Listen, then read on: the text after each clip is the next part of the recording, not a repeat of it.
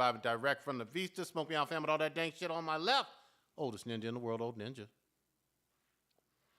If you don't think that we're the dankest podcast on the internet, the old ninja says this.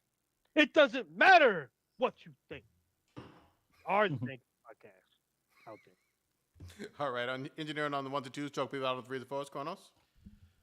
If I ask you to buy something and I give you a specific link to fucking buy it, just click buy. If you forget what the fucking link is, just ask me again. Hey, what'd you ask me to buy? And then I'll resend it. It's easy as that. Sounded real specific. On my far right, engineer, or last but not least, damn, I'm fucking all the way up. Blue. There is 157 booties that have met the booty warrior, and apparently they wanted they wanted to do it the hard way. There was nobody that wanted it the easy way. Is that right? Nope. Nobody wanted the easy way. 157 wanted the hard way. God damn.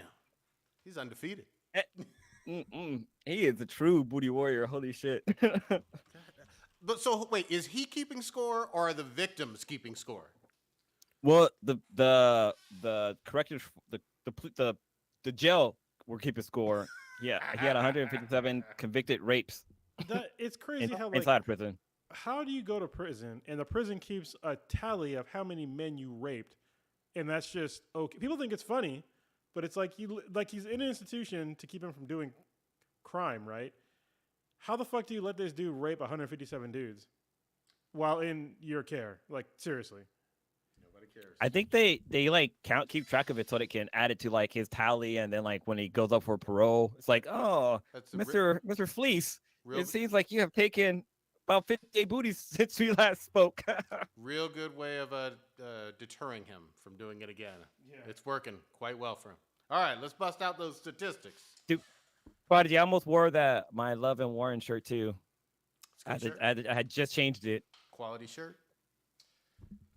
It's a quality cartoon too. I wish somebody would have picked it up. Hopefully somebody does someday. It's a great cartoon by my boy John. Friend of the podcast, John. Statistics. The first in the chat would be nobody so far, but also we're kind of late by like more than usual. Listener of the week would be Zor once again. I think he's going for the all-time record. So keep it going, Zor. We definitely appreciate it. So yeah, that's all we got. Don't forget to let your mama know to listen to us. Good shit. Old Ninja, you usually pour out something frothy. What you doing this week? It's a multi, never frothy. I'm gonna end up starting my fucking podcast that way. We're gonna start up with Jack Knight, comedian, actor, and writer who co-created and co-starred in Peacock's Bust Down. He also wrote and co-starred in Big Mouth as well as Blackish. He's performed stand-up comedy opening acts for Dave Chappelle, Aziz Ansari, Joel McHale, and Eric Andre. He died at the age of 28. His death has been ruled a suicide. Damn, that's really young, especially to have that long of a career and some big name shows. Fuck. He also has a show coming up. I actually closed it, but he has like a yet to be released project, which will be released, I think, before the end of the year. So, and then Ivanka Trump died. There you Wait, go. Really? Daughter? Really? Ivanka Trump, Trump's first wife. First wife? Oh, okay. Gotcha, oh, his wife. And then there's Ivana, the daughter. I mean, he had a lot of wives, man. Forgive True. me for not like keeping all of them straight. You know what I mean? Oh, it's all She good. had one of the best divorce quote. I can't remember. There was something. I had to look it up and see what she said, but it was like really funny. It's probably like, I don't need your money or something. No, it was not that. She needed all the monies. Go ahead. Didn't she die from like blunt force trauma or some shit, falling down the stairs?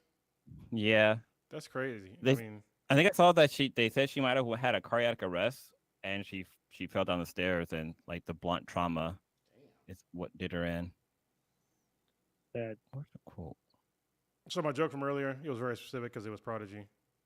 Prodigy. Prodigy, can you hold this? on? Oh, go ahead. Well, no, I was gonna say her quote was, "Ladies, you have to be strong and independent, and remember, don't get mad, get everything." Yeah, Oh, she didn't, damn. she didn't get enough. All right, Prodigy, can you hold up the microphone that you bought? I got to shame you just for a minute. Yeah. So does that microphone look like this microphone? No. No, not. I mean, Did you buy off a Wish? they're both black. I mean, yeah. All right. It's a microphone. It is a microphone. Is it a USB microphone? Yes, and I was like, dude, I can't get that to work with like our setup. Like, if we had a bunch of USB mics, maybe, but I don't want to do that because you short out the USB bus. So with too many inputs, I just fucking did that today. Actually, I had too many USB inputs that took too much power. So yeah, on a laptop, it's not great. You should just buy it and then build them. I mean, I could. That's probably what I should have done. Real quick before we get everything started, I want to give a shout out to a winery. Actually, it's called One Hope. If you guys can see this, it's the white is like washing everything out.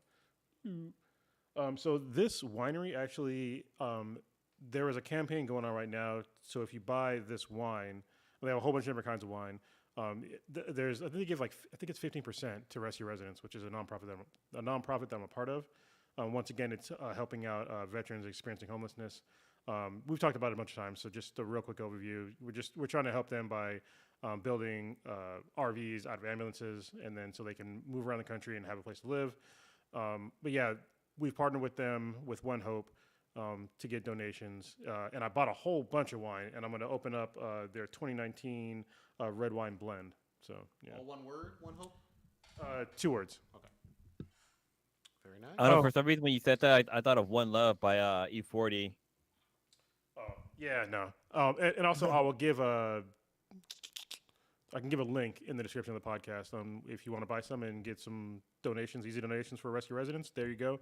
Also, we're part of Amazon Smile now. So the easiest way you can give donations to any nonprofit is just go to smile.amazon.com and then just look up Rescue Residents in the donations. And you just shop on Amazon as normal, just under the Smile Amazon thing. And you make normal purchases, and a portion of your purchases come to us. So it's nothing extra you got to do, and it's not going to add any extra money onto your purchases. It's just a portion of your purchases go to us. So a small portion. That's pretty cool. So I gotta fix this really quick. So Ivana Trump, because I know people who are listening to this. Isn't that a totally different person? It is. Ivana is the one who passed. Ivanka is the daughter. Okay. So there's a letter. Yeah. So their names are very similar. I'm literally missing one like constant. And so how old was she though? Ivana? Ivana, she's born in 49. Math. That's a lot of math going on here. 50, 51, yeah. 70. Okay. She's 73. All right. Was she friend with Reagan? Yeah. Reagan's wife? Oh, you mean Nancy Reagan? Throat goat. Yeah, say her Nancy name Reagan. right. Say her goddamn name right. Come on now. Throat goat. We all know it. We've established this. I wouldn't be surprised if there were some who did it better than Nancy, but just saying. God damn. Like, okay. It is what it is. Did she still kept the same name even after the divorce? Is that correct? Or did she change it back to her maiden officially? I believe she kept it as Trump because her last name, her original last name is very hard to pronounce. So okay. Is it almost like she wasn't an American? Like she's possibly an immigrant to America? She definitely was an immigrant from Czechoslovakia. It's almost like he has a thing for getting white immigrants over to America and not complaining about it at all, but then talking shit about the brown ones. Mm-hmm. I wonder if she came from a shithole country. Well, I mean, she came from Czechoslovakia, which is now the Czech Republic. Had a whole war about that. Yeah, if you looked at her last name, you'd be like, I have no idea. There's letters in there I have never seen it before in my life. God damn. All right. Like it's ZELNI with like a weird thing over it, then C with a weird thing over it, then KOV, then A with a little over it. Is there an umlaut? One of them has an umlaut. The other ones have other symbols that are like I don't know. I don't even know.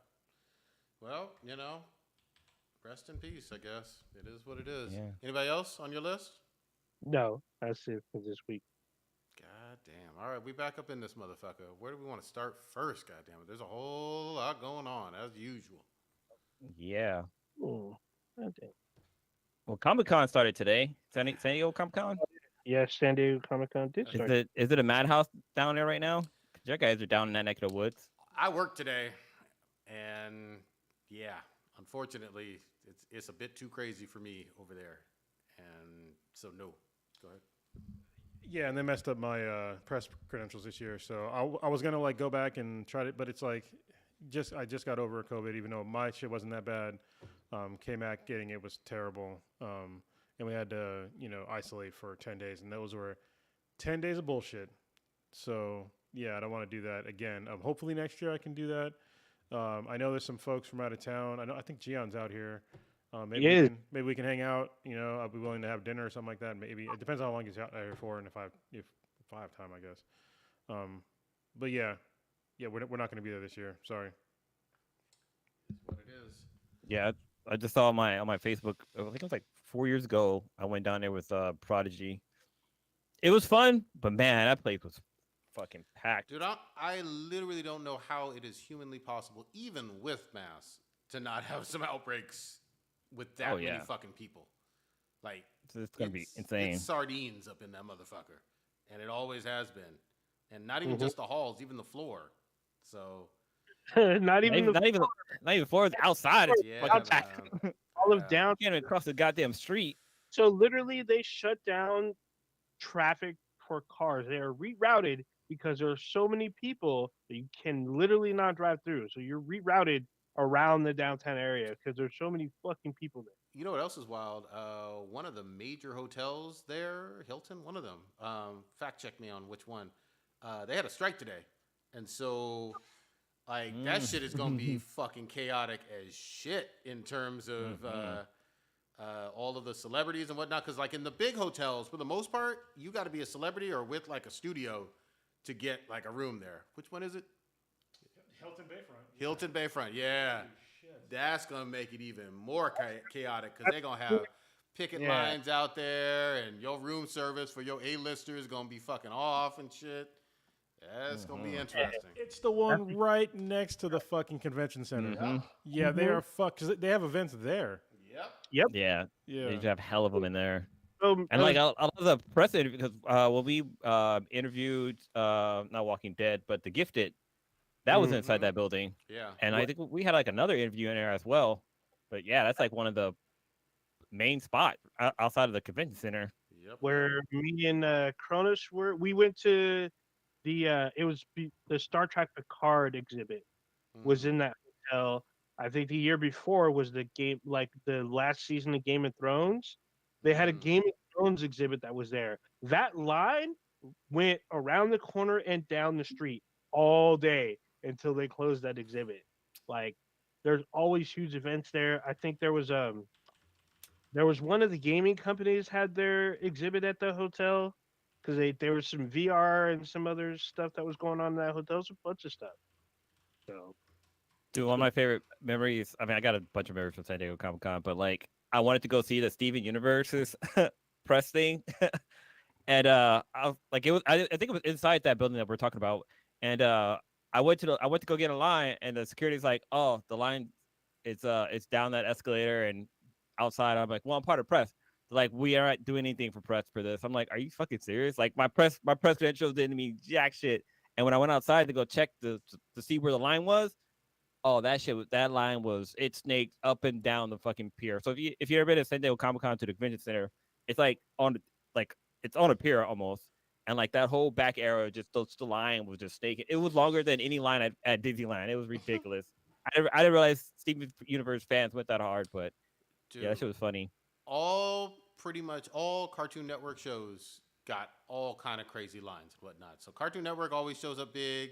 DC and Marvel, obviously, they show up big. But, things like what Old Ninja mentioned, Game of Thrones, which Game of Thrones, they're having that prequel stuff. I'm sure they're going to go hard on that. I saw the trailer, and I was okay. They put money into it. They got dragons right off the fucking bat. So we'll see. There's also the new Lord of the Rings TV show. I highly doubt Amazon is not going to show up to the con without showing all these fans the first Lord of the Rings TV show ever. We have a spinoff from The Boys that's coming out. I think it's called V or something like that, or the V. Gen V. I think it's Gen V. Yeah, Gen V. I think that's what it was. Yeah, and it's a bunch of like college kids that have been on V, and so they got superpowers. I mean, there's not much of a synopsis that's been released, but I don't know. It just seems anything that's a spinoff of The Voice, it's gonna be fucking dank as fuck, and it's gonna be a bunch of blood, guts, and maybe a little bit of tears. No blood, guts, fucking lube, all kind of shit. Fucking crassabating. I'm still tripping that is, I guess, the former lewd master, meme lord that craves all the dankness on the interwebs has not seen this show, or at least the current season. I'm talking to you. You're talking to me? Goddamn. Yeah, I'm talking to you. Yeah. I still haven't seen season 3 for The Boys. I need to catch up. I heard it's fucking great, so I'll try this fucking weekend. We'll see. Everything you wanted in dankness, it's there? that you basically post memes about are pretty much there. You can't say everything though, because I said pretty much. I didn't say everything. All right. Does it have a lot of interspecies reviewers type scenes, or what are we talking about? I mean, there is some octopus on dude action, so you got a few squid girls, and there's a few old ladies in it too. Slime girls. There is some interspecies type stuff. Actually, yeah. There's a bukkake. There's all kinds of scene. All right, I'm sold. I love the first 2 seasons. I need to fucking watch this one. Even though it was on a man, it was fucking gross. God damn. Dank is the dankest of the dank, and you ain't none of it. Disappointed. I will catch up. I was trying to play what was it? Some fucking Destiny 2 with your ass. Yeah, but you don't like following directions as per Cronus had already stated. Dude, how are they gonna have different classes and different types of jumps on that? That don't make no sense. Well, this is 2022. What the fuck are you talking about? You don't understand different classes. No, but first of all, there's different classes for different abilities and shit, and like a bunch of games. Come on, man. Jumps don't happen. Did you not play the first one? Actually, I did play the first one. I played it at launch. I didn't play much after that though. I didn't play all that expansion shit. Still, that stuff carries on from that game. I gotta add that to the list. So, I don't know, unless you've never changed characters. Not on 2, I haven't. But I will say this: they added a whole lot of fucking fun ass content. They completely revamped that fucking game. I didn't recognize the hub world. I didn't recognize any of those fucking planets. They got new cutscenes that are long and cinematic and shit. Good music. The gunplay was awesome. I was thoroughly impressed. It felt like a brand new fucking game all the way around. That's not including the free shit that they just dropped yesterday. Yeah. There's the Summer of Solstice event, which is like it's a 20-day event. So they added new activities, a new area. You can continue to do your old activities, but they all contribute to your goal of finishing out this Solstice event. And you just get a ton of stuff very quickly. Some stuff is a little grindy, but literally starting off the bat, you get so much stuff so fast. It might be a little overwhelming, but it's so much stuff that helps you level up your light very, very quickly. There's a couple of new weapons, some new cool armor stuff that you can do. It's a little weird at first to follow, but if you follow the instructions, you'll be able to figure it out pretty easily. Dude, I couldn't figure out shit on terms of like the light stuff and the arm. I had forgotten every aspect of that shit. When I couldn't hear you on the mic, I was like, this ain't gonna fucking work. I can't remember any of this. Like where the entire toggling fucking menu, I was like, what the fuck buttons do I press? It was old. This is somebody, I don't care what studio takes this, but you're going to make a lot of money, okay? On any game that you make that has this feature, just give the fucking old person feature, okay? Or somebody that has too much money feature, okay? Or just like there's an option to just give you a goddamn refresher on how to play this fucking game. Because there's so many good games out now. They're so vastly different. If you don't have a lot of time to play with games, or if you want to go back to play a game, like trying to get back into an old game that you haven't played in like a couple of years, man, it's rough as fuck. Mm-hmm. Yeah. Couldn't agree more. But I like the, what was it, 6 PvE mode, 6-player PvE. Oh Whatever yeah, the fuck that was called on some weird ass planet that was new to me. So it's it's not even a planet; it's like a pocket universe, and it's like this cosmic game show. So, and it's weird because 6-man events that are not raids are new to the game.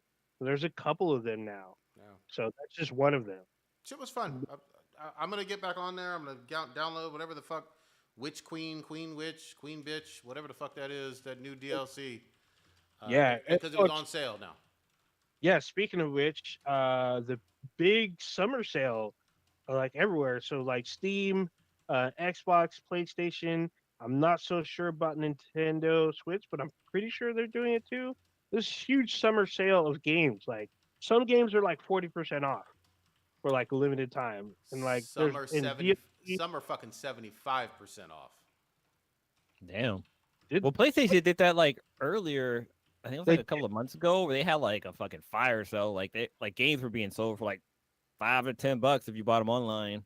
Well, some games were free. There's some games it's offloaded. They're just like, here you go. I just got some free games for Prime Day on, I forget what, sir. I think it's Origin. Yeah, I got Mass Effect. Yeah, I got free. Mass Effect, like the definitive edition or whatever, for free, and a bunch of other games, totally free. Yep, that Prime. That's crazy. Yeah, I think the Epic Store was giving away games as well. There's so many games that are both, if you're playing on consoles, which we talk about probably the most. There's so many games that are on sale. It's ridiculous. If you got like, and these are AAA titles for a lot of them. So you get games cheap as $10 for big games. In terms of new shit, like I never fucking thought I'd be saying this, and I haven't played it for myself, but there's a fucking cat game that has taken over the fucking internet. Like, I don't like cats. I'm allergic to them motherfuckers. I really fucking detest them. Fucking hairballs.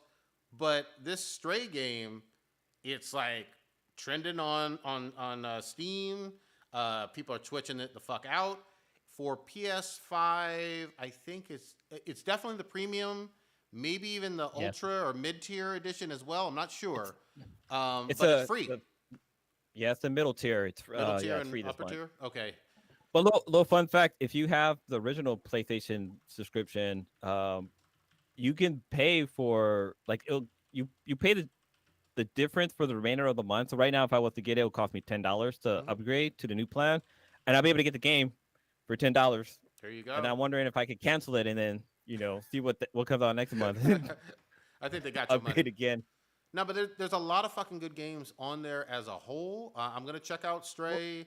I've talked a whole lot of fucking shit about Avengers over the last couple of years. But it's free on there, so I guess you might as well fucking try it. I wonder if Stray is up there with Maneater, because that was a smash out game that nobody was talking about. You crashed your opening. IGN gave Stray a 9. I was like, what the hell? So it's like, yeah, you're basically a cat solving a mystery, but Are you like what's the name of that one cartoon with the little kid who's a detective?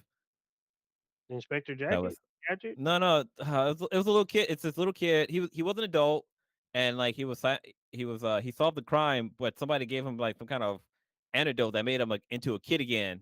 Case closed. I think it was called. No idea what you're talking. But yeah, it's the running gag is if you ever in town and you see this little kid, just get the fuck. If you're on a train, you see this little kid, just get off there, because that means somebody on this train is gonna die. Like every episode, someone being murdered, and he's like, this little kid's like solving a crime or whatever. I think it was called Case Connect. Case Connect, no. Case Closed. I think that's what it's called. Was it? Wait, what channel? What network was this on? It was an anime. Oh, it was an anime. Okay. I'm was it? I'm right. Yeah. Oh, it. Yeah, it's called Case Closed, and the main character name was Conan Edogawa. Wait, this is an anime you're talking about now? Yeah. Okay. Yeah, if I showed you a picture, you'd be like, "Oh shit, I know who that is." I probably never watched it, but I know what you're talking about. Gotcha. I'm looking at it now. Oh, it's on Crunchyroll. All right. But I've never seen this. Oh. But yeah. But real quick, back to the fucking PlayStation games for this month. So the one pissed me off a little bit, even though I like this game a lot. In fact, I love it. So Final Fantasy VII Remake Intrograde is on there, but if you bought Final Fantasy VII like regular edition digitally, you can't download it. There's some like it gives you an error message. I tried to do it late last night and early this morning, and a whole bunch of fucking people are complaining. I don't understand it. I don't quite get it because it's supposed to be a free fucking game. As long as you have PS Plus and all the other ones, I was able to add to my library. I thought I would at least be able to download maybe the DLC, the Intrograde or Yuffie, whatever the fuck, that one character from Final Fantasy. I'm looking at you because I don't know her yet, but I thought I was able to download that. You cannot do that shit. So fix your shit, Square, Sony, somebody. People want to fucking play this game. It's a really good game. I want to play the DLC, and especially play it on the PS5 because I played it on the PS4. Anyway, we'll fucking see. Speaking of gaming, I have a cool update about gaming. After 357 fucking days of pre-ordering and giving a little bit of money to Valve, they finally deemed me worthy to pay for the rest of my fucking Steam Deck. So, literally 357 days, and I ordered it on launch day. God damn. So, yeah. So it's not here yet. It's not here yet. It hasn't. It's supposed to. They usually ship on Wednesdays. So hopefully I get it because they do 2-day shipping. Hopefully I get it by the end of the week. I don't know, but I paid them all the money, so I'm supposed to get it sometime soon. So I'm like going on a accessory buying spree for my Steam Deck, and I'm like actually doing more research on the current version of the Steam Deck because there's been a lot of changes that have happened to it. The modding community has gone wild on this shit. I literally watched a video today on like how to basically hack a Switch to get an emulator on your Steam Deck, and it's like I didn't even heard of this before, but apparently there's like a new way to like to emulate where it's really gray area on if it's legal or not, because basically you're taking games that you already bought on your Switch and you hack your Switch and you just take the games that you already bought and then you transfer them over to your Steam Deck. It's very convoluted on the way to do it. It's kind of hard. You need like a special tool to do it. But you can do it, and as long as you don't distribute it, it shouldn't be illegal. But you know, Nintendo, and they're kind of dicks about it. But I'm really looking forward to playing this thing. I've been looking forward to it for over a year now, and all this stuff that I'm seeing, like having like the Steam OS and like getting access to, you know, the Xbox Game Pass library, the Epic Game Store, Origin, like all these things on a handheld device. I can't wait to get my fucking hands on it. The only thing I'm not looking forward to is that I got a D brand skin for it, and then I watched a video on like how to do it, and it looks real fucking hard.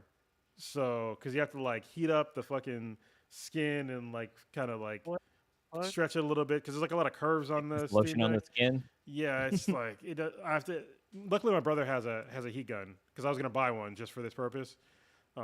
But I want to do carbon fiber, so I want the outside to be carbon fiber, so it'll look cool. For the look and the feel, or just look and the feel. Okay. Yeah, it's just like my laptop. Gotcha. That was some like Nigerian fucking pyramid scheme shit. Like, you know what I mean? You give me your money now, and don't you worry, I won the lottery. You gonna get your thing in the mail. It's coming. Don't you worry about it. You know what I mean? To my kingdom. You know. But it looks fucking cool, man. I can't wait because I want one just because you can play some modern ass fucking games, like handheld. You know what I mean? Like, and supposedly they should run at PS4 Pro level at least. Yeah. You know. Well, Steam's got some pretty. I mean, Steam's got a huge category of games, a catalog of games that even like the VR games are pretty good. Hell. But I mean, it's power of a PC in the palm of your hands. Well, that, because I mean, Kronos mentioned Xbox, but don't forget, PlayStation has a very effective strategy of taking a lot of their exclusive games and saying, here you go, PC world, have fucking at it. They're doing Spider-Man, I think like next week or 2 weeks from now, something very close. Yeah. God of War's on there. Horizon. Uncharted. They've done a bunch of them, and it looks like they'll add some more.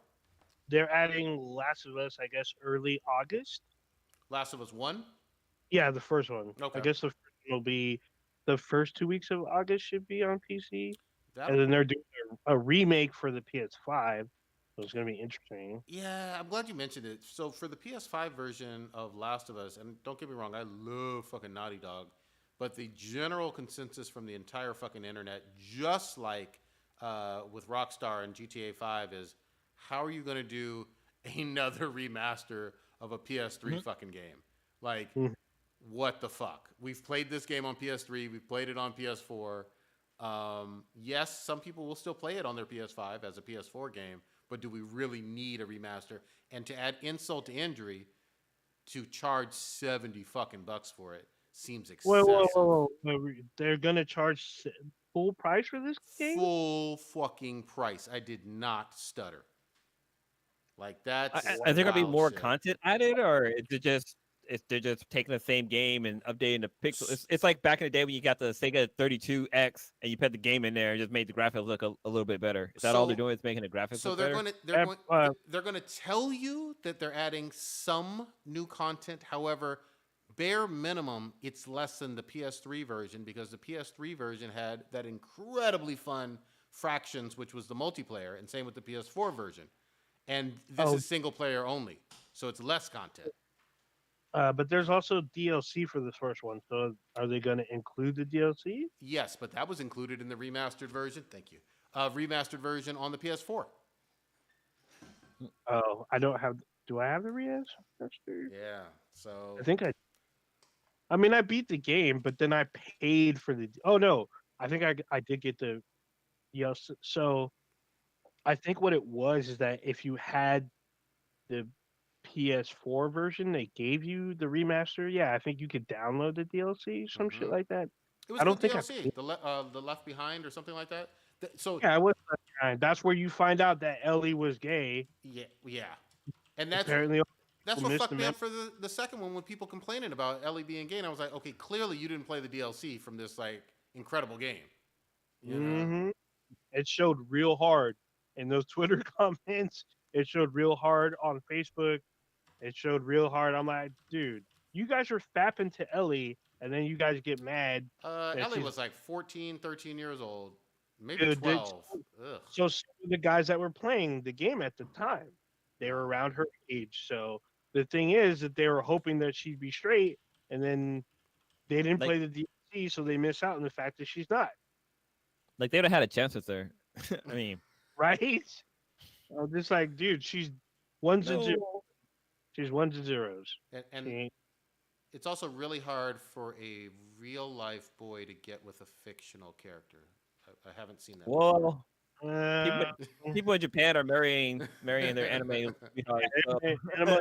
We live at a different time now. Bruh, Prodigy, you literally shared a meme where some dude was jacked into some game where it had like the suction in the middle and dude inserted himself and he was getting all sucked off and pumped off by some VR game.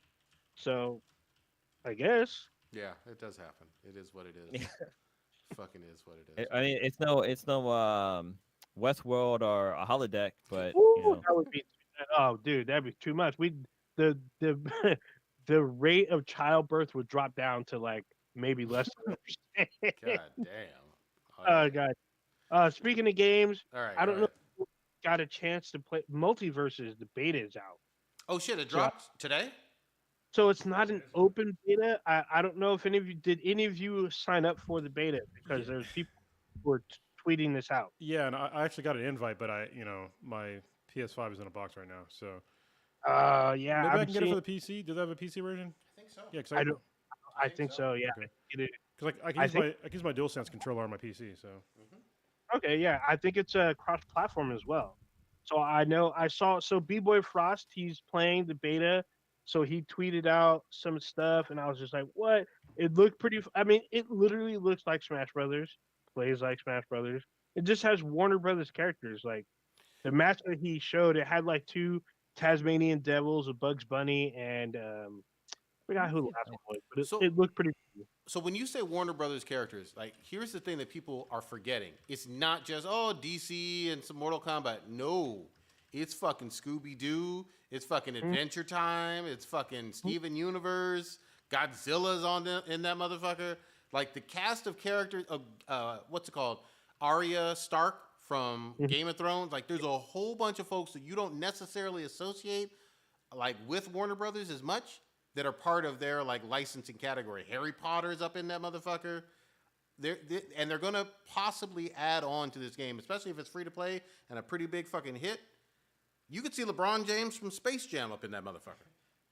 Isn't Popeye Warner Brothers too? They could be. I gotta look it up. But I was watching like what was it? Not Who Would Win, but it actually would be pretty good for Who Would Win.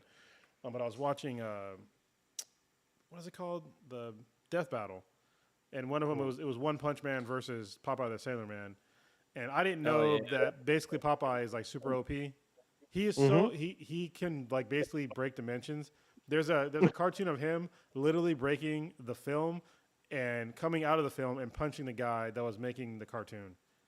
That's awesome. Oh yeah, fucking Tom and Jerry. So a lot of the characters have like some of them have famous voice acting. So Macy Williams came back to do the voice for Arya Stark for this game. What's his name? What's the guy who does the voice of Batman animated series? Kevin Conroy. He came back. I believe Tim Daly came back for Superman. Like a ton of people came back. So should be interesting. I don't know who Rain Dog is, but it looks a reindeer and a dog. I don't know what that's from. No, Rain Dog is Jake's son from Adventure Time. Okay, and then Jake is in there. Harley Quinn, Wonder Woman, and with more to come. And it's gonna be wild. Yeah, this could be fun as fuck. Bugs Bunny, don't forget him. Yeah, of course. Bugs. Oh, that's what Bugs Bunny. That was the other person. It was Bugs Bunny. He was the other one. Oh, the Iron Giant. Apparently he's on this list. There's going to be it looks like they plan on dropping a big ass roster. So. Yeah, I mean, look, this could be a sleeper hit fucking fighting game. You know what I mean? And then the other thing, from a timing standpoint, this is coming out a week or two ahead of Evo. You know, so a really good time for fighting games. And I got a couple friends that are going to Evo in Vegas. It's finally back, you know. Obviously, cons that have been out of the mix for a few years, you're going to have a whole bunch of people there watching and fucking participating in that shit. So, really good fucking timing. I hope them all the fucking success. I'm going to dip my toe in and see it, especially with it being free to play.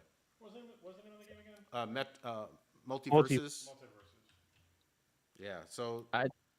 I think I received the beta for it. I'm just trying to see if I can log in. So it's a closed beta, I guess, and the open beta will be later. July 26th. July 26th.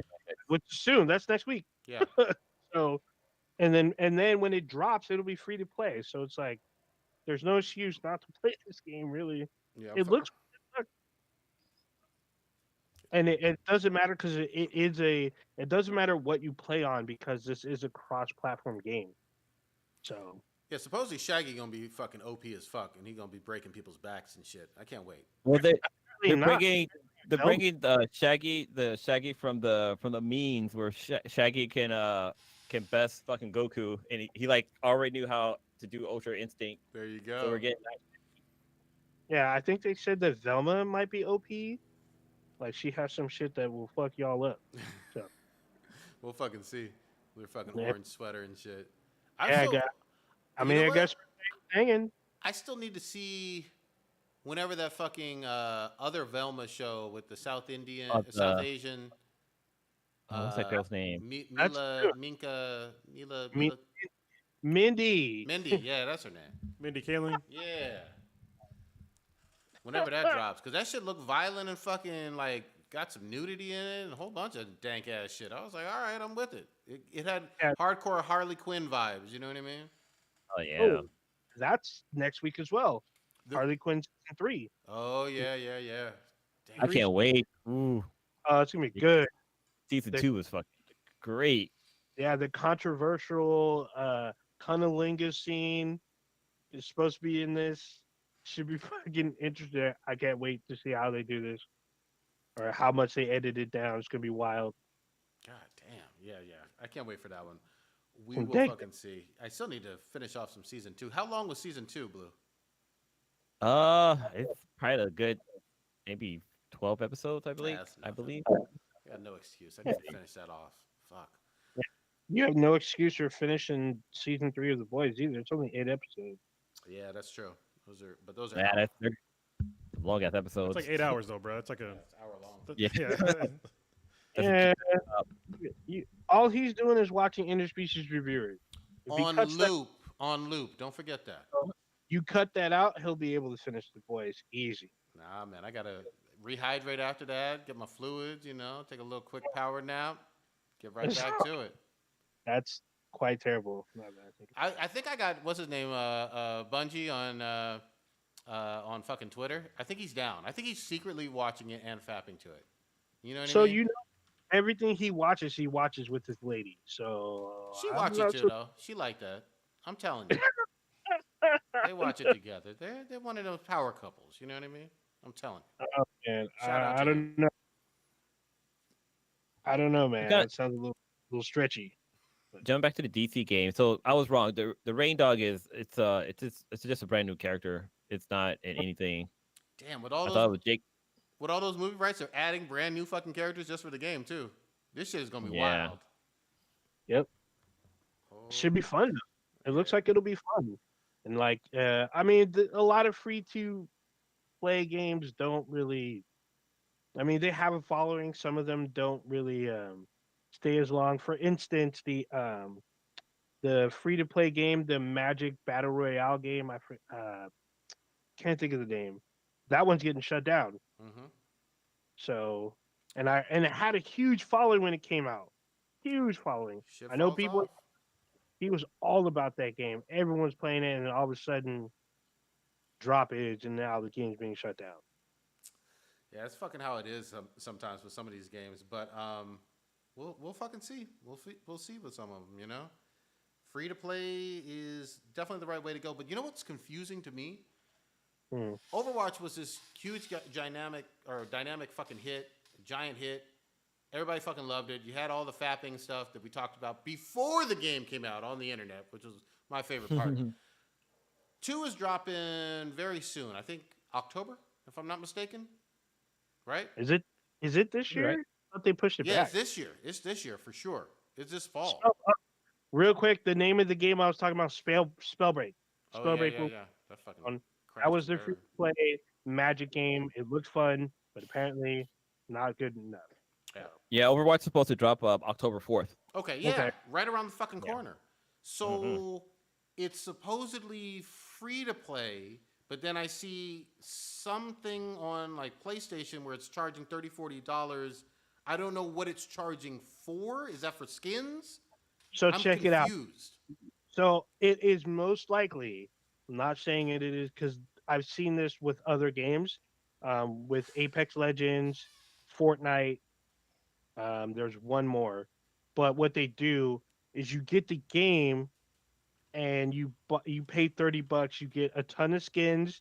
You get some exclusive, like either weapon skins, and then maybe I think you get your first 10 ranks, or 10 ranks you get added on to it. Because like if you already have the game and you pay $30, it'll add like all this stuff to your current progress and to your library. So you can still get the game, but you can spend the $30 and get a ton of stuff. It's saying right here on this article that it's free to play.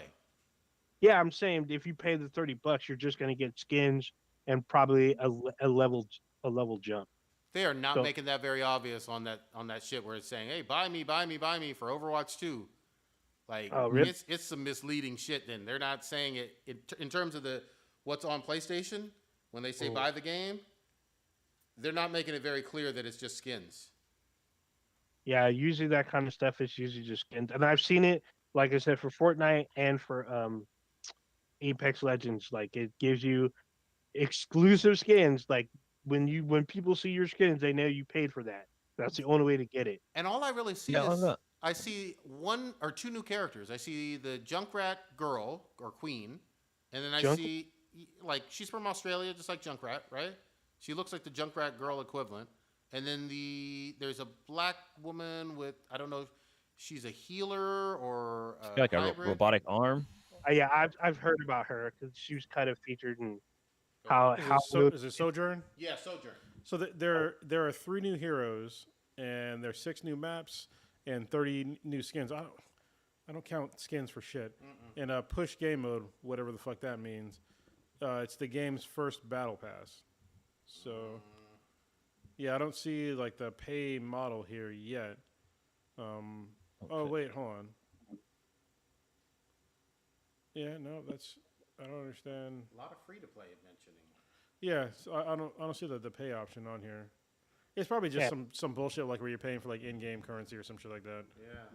Oh yeah, that's the other thing. So currency, it'll be currency skin, a level skip, and like maybe like banners or whatever, like exclusive banners, like basically shit that people will see knowing that you paid for it. So yeah, on the Battle.net website for Overwatch, it says on here that on the launch in October, you will receive the following Overwatch 2 in-game content: Season 1 Premier Pass, 2 legendary Space Rider hero skins, 2,000 Overwatch 2 virtual currency for Season 1 through 3, and that's it. That's all it says. Okay, let me just fucking say it because we're dancing around it. This sounds like an update more than a sequel. Yeah. Like update with some skins. They added characters since launch, a bunch of characters, way more than 3 to this fucking game. How long did it take them to add 3 characters though? I mean, sometimes I would say the game launched in 2016 or something. I can't remember exactly how frequently, maybe 1 or 2 a year they've added. All I'm trying to say is this seems more like an update than a full-on sequel at launch, based on what they're offering. And sorry, one quick thing. Overwatch 1, even as much as you liked it and enjoyed it and shit, that's going away. Oh yeah, yep. You can't play Overwatch 1. Once Overwatch 2 drops, Overwatch 2 will become unplayable. When have you heard of a sequel where you can't play the first game anymore? Hold on, G, you misspoke. Overwatch 1 will become unplayable after Overwatch 2 comes out. Yeah, I misspoke. Well, I meant to say, once Overwatch, like literally the day of launch of Overwatch 2. That's a different type of model than we're used to seeing for a sequel. Even with a games as service kind of model. Like when Destiny 2 dropped, you could still play Destiny 1. Am I mistaken on that? You can still, I just booted Destiny 1 3 days ago. And I literally have quests that I didn't even finish that are in the game. I'm like, oh shit, I forgot about this quest. And there's still a shit ton of people there. Yeah. I was like, what the fuck? All these fucking people doing on this game. I remember when Destiny 2 launched, a whole bunch of people went back. They were like, fuck this bullshit. I'm going back to Destiny 1. So... They did. But, I mean, it's weird because Destiny 1 still looks fucking good. I was like, dude, this should look like shit. And this looks fucking good. Like, holy shit. I don't quite get this sequel. Don't get me wrong. I love fucking Overwatch. It's a fun-ass game. But I was expecting a whole lot new modes, a whole lot more characters, more maps in this. Like, I was expecting more. If you're going to call it a sequel, it needs to be way more than what I would consider an update. But then it's still free to play. So what complain about a free game. So it's probably free to play because they knew they couldn't give you like groundbreaking content. There's just more of the same. It's like, who's going to pay $70 more of the same? Is it still be available on the same consoles? Because I can imagine if you have like a PS3 and you only can play it on the PS4 and 5 now, and like, I'd be kind of upset about that. But I have. What? Just like... Oh, this is quite strange. Go ahead. So I'm on Battle.net right now. I've been on here for a while, which is crazy because I used to be on the shit all the time. Anyway, so I'm looking at the Overwatch 2 Watchpoint pack, and I'm looking at it on Battle.net. And the bundle includes 2 legendary hero skins. Who gives a fuck? Get a head start with Battle Pass Season 1, which that's pretty fucked up. Anyway, you get 2,000 virtual currency. You get early purchase exclusive, an icon. Who gives a fuck? And then Overwatch Legendary Edition is included, which is very strange because you can't play the first one's not gonna be playable. So I guess I think what's going to happen is the way I'm reading this is that they're making the original Overwatch unplayable, but Overwatch is part of Overwatch 2 now. So hence an update. And I think if I'm really reading this right, the only way to really get it is paying an extra $40 fucking to play a game that you already fucking paid for. Yeah, man. That's a real dick move. Shit, man. Yeah. I mean, we know that Blizzard has been on some fuckery of late, both with their employees and just like some of their things that they've done. Like Diablo 2 had a whole bunch of censorship that wasn't in the 90s version. I don't know what the fuck this is, but this is odd as fuck. And it's difficult to explain. They're not being very clear on it. And it doesn't follow any of the models that we're used to. When you say sequel, we all expect in the gaming world way more new content, new modes, new characters, new ways of like engaging with the enemies, new button combinations, just new shit. To be fair, though, we're getting PvE, which is what I fucking want to do, is PvE. So.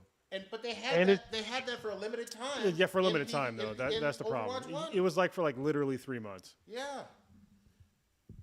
So I remember when the game came out, when I got my PS4, Prodigy wouldn't shut the fuck up about me playing this fucking game. And I played it a total of maybe 4 times. And I paid full price for the fucking game. The only times I played, I played with Prodigy like I think twice, and then I played with Prodigy, Cronus, and Prodigy twice, and that was it. Never touched the game ever since. And the last time that I played is when Doomfist was added. That's when I played with you two. If you ever get a chance to play with me, I'm almost always a healer. I'm always Zenyatta, so my favorite character. Yeah. I was still trying to figure out a bunch of the characters because I was still like, I barely played this game. I don't know how this shit worked. I kept dying. When I respawned, I was like, oh, I didn't know my character can do this. Or I guess there's one move that everybody can kind of do. I was like, what the fuck? It was weird. That's all I know. Yeah, I mean, I still have the game, but great game all the way the fuck around. I fucking loved it, but they need to show me more with Overwatch 2, and maybe they have. Yeah. It's going to be out for a long time, and they'll keep adding, and it'll be amazing or whatever. But it doesn't sound like it's got enough new shit to warrant even for me to dip my toe in on the free to play shit. You know what I mean? I got fucking Shaggy and Velma to fuck with. That's free too. Mm-hmm. So. We'll see. $3.99. $3.99. Yeah. Dude, kind of taking a wheel here for a second. So I just do something on the list that came up in the news recently. Speaking of paying for something, so apparently like BMW is testing out this new subscription service. This is going to sound so. Cronus is always talking about how like, oh yeah, when games come out and you have to pay like extra money to get the full game, like that's some fucking bullshit. Well, BMW must have been listening to Cronus is like, oh, I can make money off of doing this. So basically, this is so fucking dumb. They're offering BMW owners heated seats at a subscription cost of $12 a month. So apparently, like their cars already are equipped with the ability to have heated seats, but for you to be able to turn that feature on, you got to pay them $12 a month to be able to use fucking the heated seats inside the car that you fucking bought. Damn, that's some shit. It's just fucking crazy. Yeah, but. What's crazy is that like if you don't pay your subscription, they turn that shit off. It's like they're fucking like they're PG&E or something like that. Turn off your fucking heat. But also they have another subscription service. So if you want to do like auto start in your car, like that's another thing that you have to pay for in part of an additional subscription. What do you guys thought on this? Because this is, I mean, Tesla kind of does this with their cars. I think some of the features. The one you just mentioned, what was it? The auto start. The auto start. Yeah. Start. Oh, auto start. Auto start, yeah. Oh, okay. So you can remotely start your car from anywhere. Never mind. Yeah. Oh, okay. I thought you said on star. I was like, OnStar. No, yeah. Auto start. Auto start. I know. Kronos and I both have Infinity cars, and you can auto start with your fucking fob. So, actually, mine doesn't. What's your take on this? Mine doesn't do that, which is kind of weird. At least I don't know. Oh, does it? No, I don't know how to do it.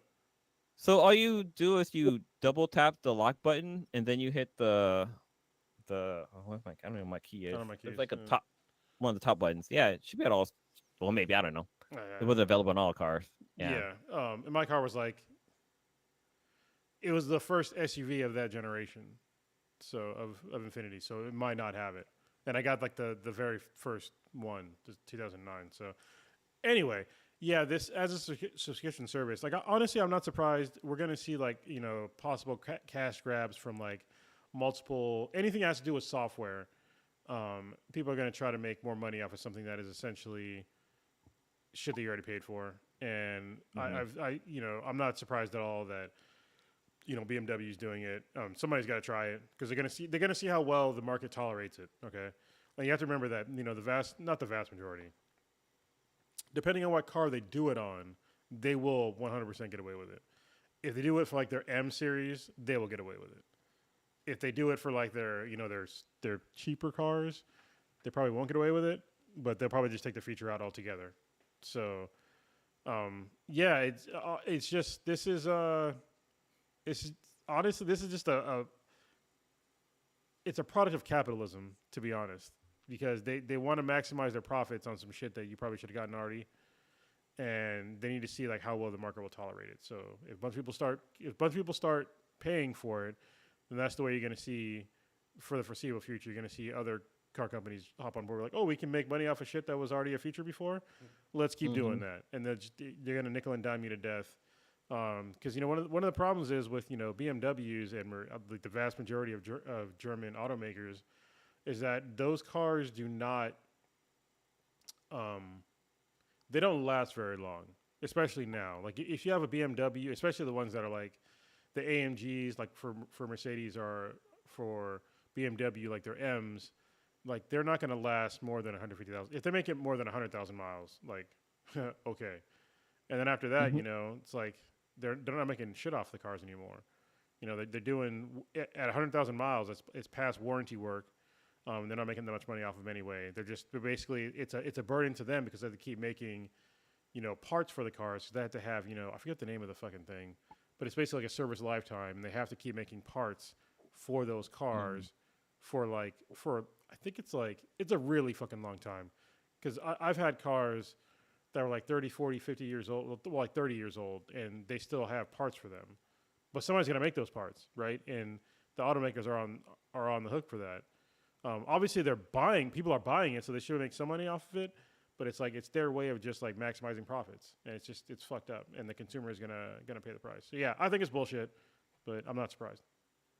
Yeah, right now, they're testing it in the UK, but I think also in South Korea. It's taking place there too, but yeah, this shit's fucking nuts. Could you imagine if because here in California, I think every car sold after a certain year has to come with a backup camera. But like, if you imagine they have a subscription service for that, and you forgot to pay your subscription, you're back out of your driveway, you end up hitting a neighbor's kid. It's like fuck. Well, this is what's weird is I'm thinking about like, has there ever been a vehicle that I needed to like unlock a feature on? And yes, it's right behind me. So my motorcycle. When I first bought it, like it literally wouldn't give you all the power. You can only do it in it's basically limp mode for like the first, I think it was like 500 miles, and then you had to bring it back to the dealership. They did like a minor maintenance on it, which was free, and then they unlocked the full bike. And then even when they unlocked the full bike, they gave you like this special little. It's like a little like red tab. They have to put like a cap on like one of the wires. Because the bike was so fucking fast that if you unlocked it, it was not street legal anymore. Oh shit! So you would buy the bike and they would give you like this little red tab, and you weren't supposed to put it on your bike. You can only use it for track days. But like nobody fucking did that. Like as soon as you unlock the bike, I put the red cap on there as soon as they unlocked the bike, and I just left it like that because it unlocked race mode, which gave you like all the power and unlocked everything. But it wasn't a paid for service, but that's probably where they got the idea from was like, well, we could do it with these bikes. Let's see if we can do it for these cars and just make it like a subscription thing. But for the bike, I understood because at the time when the bike came out, it was like I bought it in 2010 and it had 190 something horsepower on a liter bike, which is like an incredible amount of power for a vehicle that's like 400 fucking pounds. And so the tolerances for like the actual motor were like really tight. And so I can get how, you want to make sure that somebody doesn't just like buy the bike, fucking redline it and then blow the goddamn motor up, within like 100 miles. Murder himself. Yeah, because it's not like an economy car. You know what I mean? Like if you think about it, like if you're getting out of a liter, so a liter bike is 1,000 cc's. If that's getting 190 horsepower out of 1 liter, just think about like a normal car, and think about it'd be like taking like a 3-liter motor, which is like a pretty common like V6 motor, a 3-liter motor, but just multiply 190 times 3, and that's super fucking uncommon for a non supercharged or forced induction motor, and so that's how much power that thing has to make from the jump. And so yeah, I get that, but yeah, the whole feature thing unlocking, they're gonna see more and more. I bet you the next thing they're gonna do is have a service for the around camera thing, do a service for the GPS, do a service for a bunch of other bullshit. Yeah, you'll see. Dude, your bike has a pretty good resale value. Like I'm looking at like a 2013, which is like a 9-year-old bike, sells for like 14,000 still. Yeah. I don't know what the original RS. Well, this bike has 11,000 miles on it, so that's a lot of miles. I mean, my bike, that one technically doesn't have that many either. It's got a few, but not. I haven't haven't got a chance to ride it for a while, except for when I came down here. But yeah, the reason why it has a high resale value is because first of all, when it came out, it was actually, this one right here was like $19,000 out the door, which back then I guess was like a lot of money, but it was like fast. It was like you literally couldn't buy something faster at the time. And if you didn't get so mine was, the reason why it was $19,000 is because of basically the paint scheme, and I had a couple options that were put on. Basically, it was fully loaded. So I had like when I shift gears, I don't have to use a clutch like at all. Which if you're skilled enough on a motorcycle, you don't need to do that anyway. But on this bike though, it literally, like, you can go wide open throttle, which means like in a car, mashing it down and then change gears like in a manual and like not pressing the clutch at all. What happens is, like, when you're going wide open throttle and you click the gear up, it literally it retards the spark for like a millisecond, and then it shifts the gear for you. It's incredible. There's a couple other features on there too that were like magical, unheard of at the time, but it was incredibly cheap. And they've proven over time they've been incredibly reliable, which for BMW cars it's unheard of, but the bikes are actually pretty reliable. Wait, is that the term that because in cars there's a thing called rev matching, which is like when you, I can't remember when you upshift, like if you, it's RPM, like, so what you do is you rev up the engine. Yeah. All right, go ahead.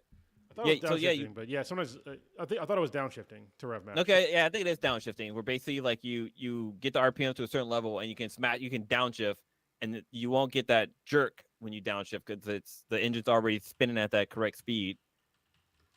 But yeah, when you're riding a motorcycle and you get that perfect fucking shift, dude, it's like a hot knife through butter. It's so fucking smooth, and you just feel like a little pat in your back when you do it. You just feel like a badass. Well, this is what's crazy about, because I'm a very experienced motorcycle rider. Right now, my skills have diminished because I haven't ridden for a long time, at least not the level I used to. But I used to be able to, I used to be able to shift without a clutch on my VFR, like easy.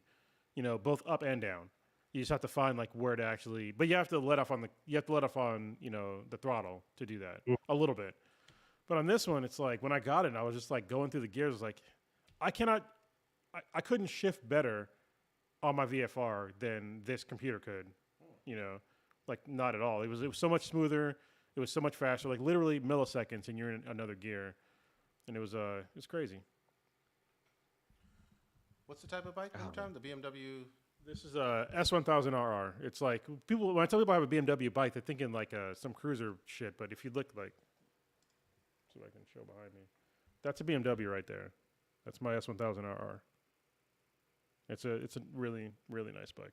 I love it. If you rode your bike on January 6th in the DC area, you had a lot of Trump fans giving you props. It's red, white, and blue. Yeah. Yeah, America. Fuck yeah. Actually, I might actually do like a video on like my motorcycle, because there's like some really cool things that I like. The bike is relatively I did like some minor modifications to it, but I did some cool things like my helmet and like the lights and stuff that are pretty neat. Because I actually have a radar detector that's hooked up to my motorcycle, and people are just like, why do you have a radar detector on there? Like, how do you see it? But I have like in my helmet, I have like a little light that goes off like up next to my eyeball. It's a red light. So and it's hooked up to my radar detector. So when it goes off, it blinks in my eye and lets me know, hey, at least look at your radar and see if it's like a laser or a Ka band. And if it is, then I'll slow down. If it's not, then I'm just keep fucking going. Yeah, I remember when you and I rode down to LA together, and like you were taking lead point, and there was a point where we weren't going fast, but we were not going the speed limit, but we were going fast. But yeah, you just signal like, okay, the K band's going off or something like that, and we both slow down. But yeah, man, that was some good fucking times. All right, what you got over there, Blue? You got an old fashioned? I did take your bike out for another ride again, so I'm out here riding dirty. No, I need to register because I don't know what my registration is. I think I have to just take a picture. Can you take a picture of like my VIN number and just send it to me, and then I'll take it to the DMV and just get it registered. After it's registered, I really don't care. Like you can ride around as much as you want. Yeah, I'll throw some insurance on there too. I just don't want you to get like pulled. It's still insured by me. Yeah. So I just don't want you to get pulled over because there's no registration. Anyone? Yeah, I don't have a military ID to get away with it this time. Oh yeah. You'd be riding dirty. Yeah, it looked like. Oh no, never mind. It just on my screen. It looked like. Yeah. So Prodigy asked me what I'm drinking on. So I bought this old fashioned like pre-made cocktail mix, and the bottle it looks really fucking dope. It's Thomas Ashburn. Yeah, and it says hint of sweet maple wood. That's kind of why I bought it. Aromas of caramel and notes of bright orange bitters. Man, I feel like an old man. I have to like pull away from my eyes so I can read it better. Fucking Texas small bell. Like the... Yeah, like what is that? What did I say? What read this for me? Yeah, bifocals, bro. Yeah, but no. So like, I had some of this yesterday, and I was drinking. I was like, ugh, it tastes like bubbles. Like, you know, like when you were a kid, like little bubbles that you would buy from like the ice cream truck man or something like that. Like it tasted like that, but actually it tastes pretty good now. Hold on, I have never bought any. I've bought chips. I've bought ice cream. I've bought chocolate tacos. I've never bought bubbles. Yeah, have you ever bought candy cigarettes from the ice cream truck man? Oh yeah, of course. And yeah, you were able to buy bubbles from them too. The little oh, you're talking about where in the little soap dispenser, the soap dispenser. Where yeah, you blow it yeah. Out of the thing.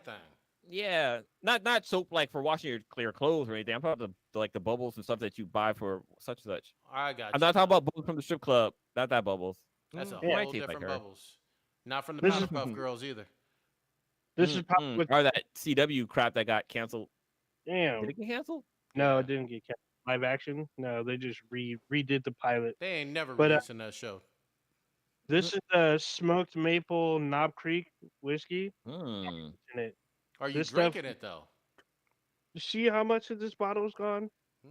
There you go. But are you drinking it? Yeah. No, not at the moment. I have another whiskey I got.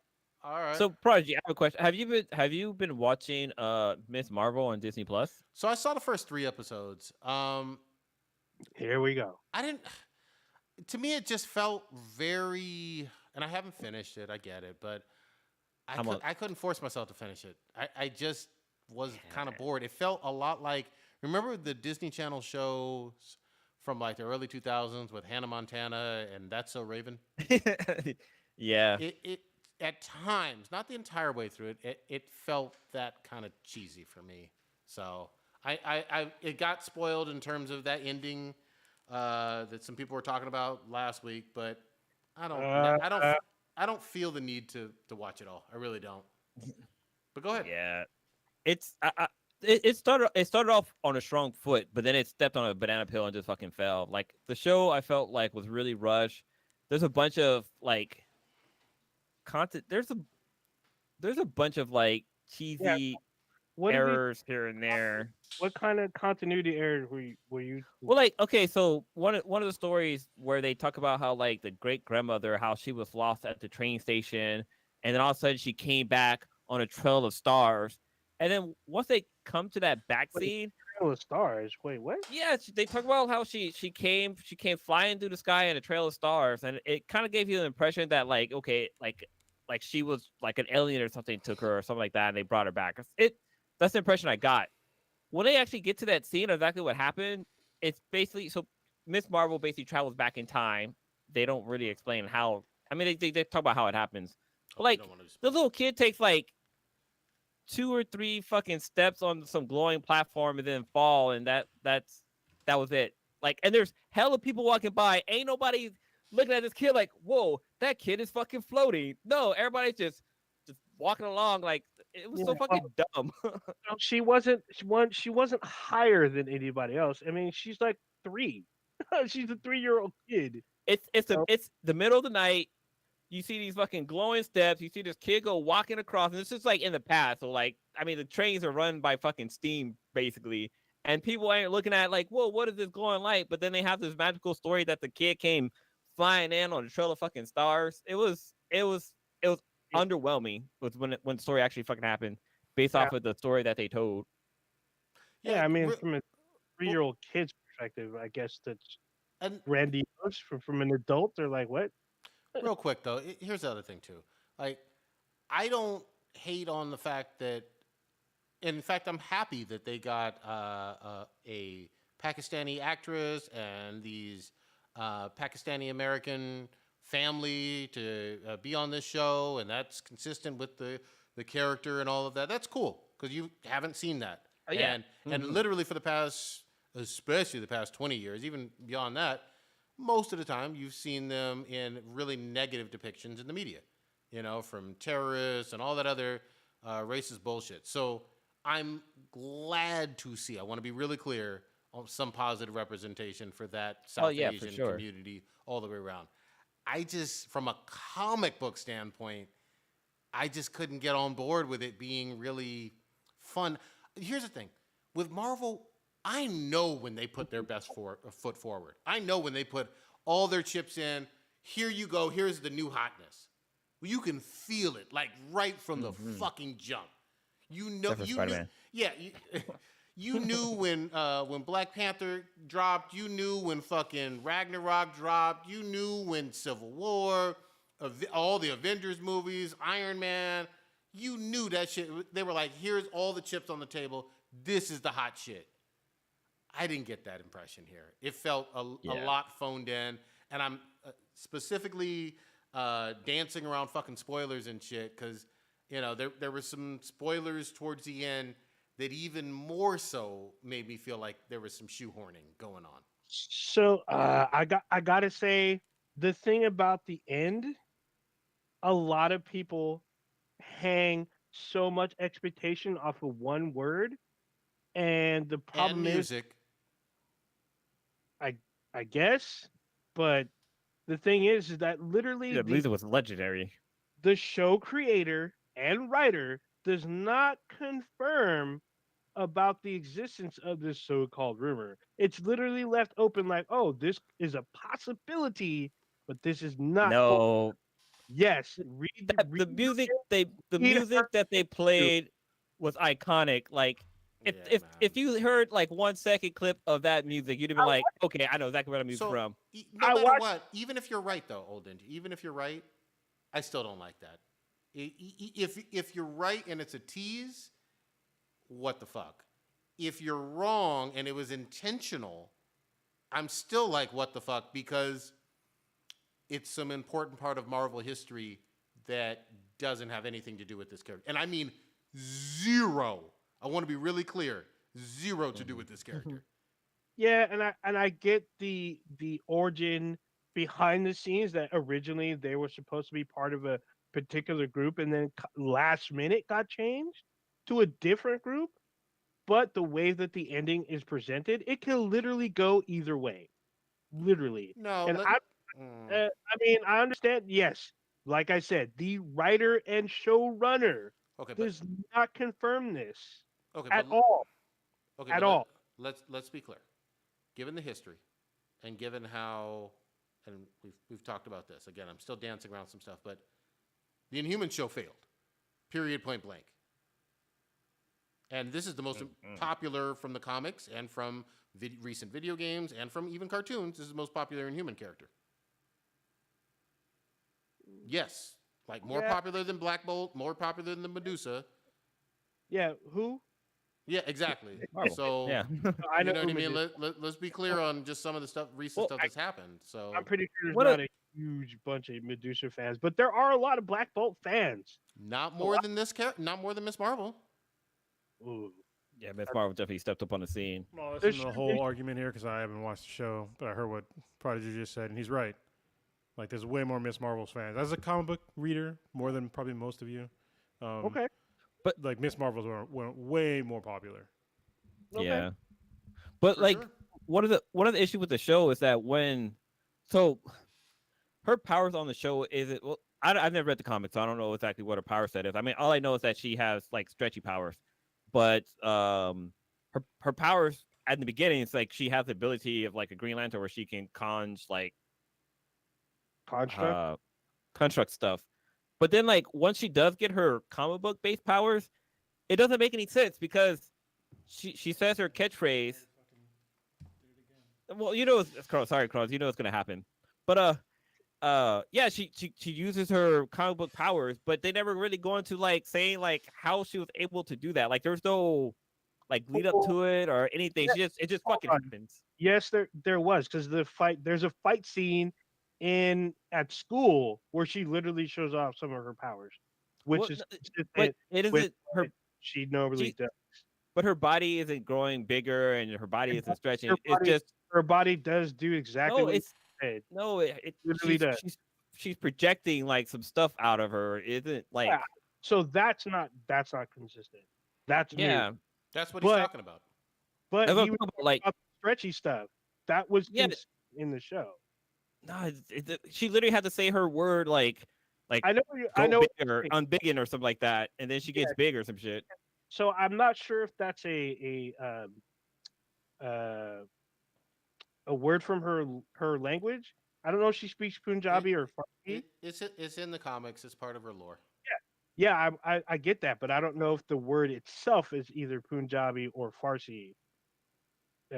I'm not quite certain about that because I know what she says, but like I was saying, her stretchy powers are there, but they have like this weird enhancement to it, and you see it in other fight scenes. What you don't see is she does cosmic projectile shit, which is not part of her original power set that I've seen. I mean, her power is more like Green Lantern with like her projecting, like constructing stuff. I mean, it looks like a fist and a hand, but it's not her body stretching. Bottom line, it wasn't well written. Like, period. Yeah. And I know it's no shade to the actual writers or whatever, but this just wasn't this high quality show. I don't know anybody giving it like an A or, an S class or anything like that. This is not the best of the best. But did you see the scene where at the party where the DOD shows up and like she like God, this scene bugs the hell out of me. So there's a scene where the DOD catches up with her. She's in an alley and she starts to use her leaf jumping powers where she like walks in the air or whatever and jumps over them and they blast her and she ends up falling. Okay, you have these swarm of people on the other side of this van. They shot her down, but she's able to fall on the ground, stand up, jump into a Porsche, and drive away. Like, these people couldn't run around a fucking van to get her. Like, that scene didn't make any kind of sense. All right, there's something that Prodigy said. Sorry, I'm taking my headphones on and off. You're watching the live stream. I'm trying not to listen to the whole conversation because I want to watch the show. Yeah. But I'm behind on a lot of shows. Prodigy just said that he doesn't hear anybody giving it like an 8 or anything like that. An A? Yeah. Okay, an A.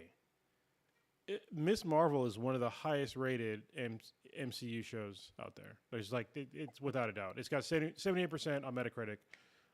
It's highly rated. I think the problem is that anytime I watch a show, especially about young people, I'm like, I don't get it. Then I remember I'm fucking 42. I'm almost 43 years old. So there's things that I try to keep in mind when I watch shows like this. Is that first of all, it's not made for me. It's not made for my generation.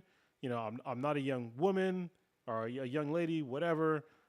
It's not written for me. It's written for somebody that is a teenager or a late teen today, and that's not really going to resonate with me as a 40-year-old guy. So I think that's something that I think a lot of older older people, that are especially nerds, that when we watch these shows with young people in there, it's like they're not making these shows for us. Mm-hmm. Well, I mean, but look at the user score too. Yeah, but the user scores, I bet you, are older people that are not. I can guarantee you, it's not a bunch of 16-year-old fucking girls that are writing these reviews. It's a bunch of fucking. Let's go through. You want to go through them? I mean, all I'm saying is you talk about a 78 and then you talk about a 4.1. Yeah, but if you split the difference, that's not. No, dude. I mean, you can't split the difference on shit like this because we all know we're just pretending that there's not fucking internet trolls that'll get mad at anything that is female related. There are there are sometimes trolls out there. I get that, but if someone loves a show, then there's going to be a whole bunch of people getting on there talking about it too. Yeah, like I would, I would say, what could I say? A perfect example would be like Steven Universe. Like I'm a huge fan of that show, and that show was not written for me or anything at all. And there's there's lesbian undertones. That show was really, really good. The story was there. Everything was kind of detailed very well. Like I think even what is it? Not The Last Airbender, but the second one that came out. I thought that one wasn't really drawn for that. It was like for younger people. I mean, even like Ninja Turtles, fucking even Bluey. Bluey is a great fucking show that's made for like little kids, but like it still piques our interest. So with this show, I'm not complaining about like because I like this like what's that Disney show? I like Wizardly? No. Girl Meets World. That's a perfect example. That show was meant for like young people, and I still had a lot of fun watching that show. Can you read that? Yeah. But for this show, I just had issues with like editing, like some of the story didn't kind of make sense. I didn't care about her like her little love triangle that was going on. Like that was cutesy stuff. Like I knew that there was gonna be a story built all around that. Like I have a problem with that. It's just the story just didn't kind of make sense, and like they didn't really build up to this. They didn't build up her story in a good way, in my opinion. Well, so literally, I'm reading through the low reviews, and some of them are sort of relevant, but a lot of them are literally what I'm talking about. The show is for children, and it sucks. Don't waste your time unless you're a preteen or early teenage girl. Those people exist, and they want to enjoy. This is what I can't stand about. Yeah, they do exist. Stupid ass fucking comic book people. All right, if you want them to make more comics, then stop writing stupid shit like this. All right, not all comics are written for you. All right, they're not. There's a bunch of comics I don't fucking like. Like I didn't like America, and yes, I talk shit about it because they literally changed the fucking character, and she used to be badass. All right, and in this comic or in this comic show, the changes they made to the character that I had a problem with was number one was her powers. I knew her powers were different, but at the same time, I cannot even fault the writers for changing her fucking powers. Why? Because in the comic books, there's already a character, a way more established character that had the same exact fucking powers. So like, why wouldn't you? I thought it was a really smart idea to actually change her powers to something that's different. Yeah, Mr. Fantastic has the same exact fucking powers as Ms. Marvel in the comic books.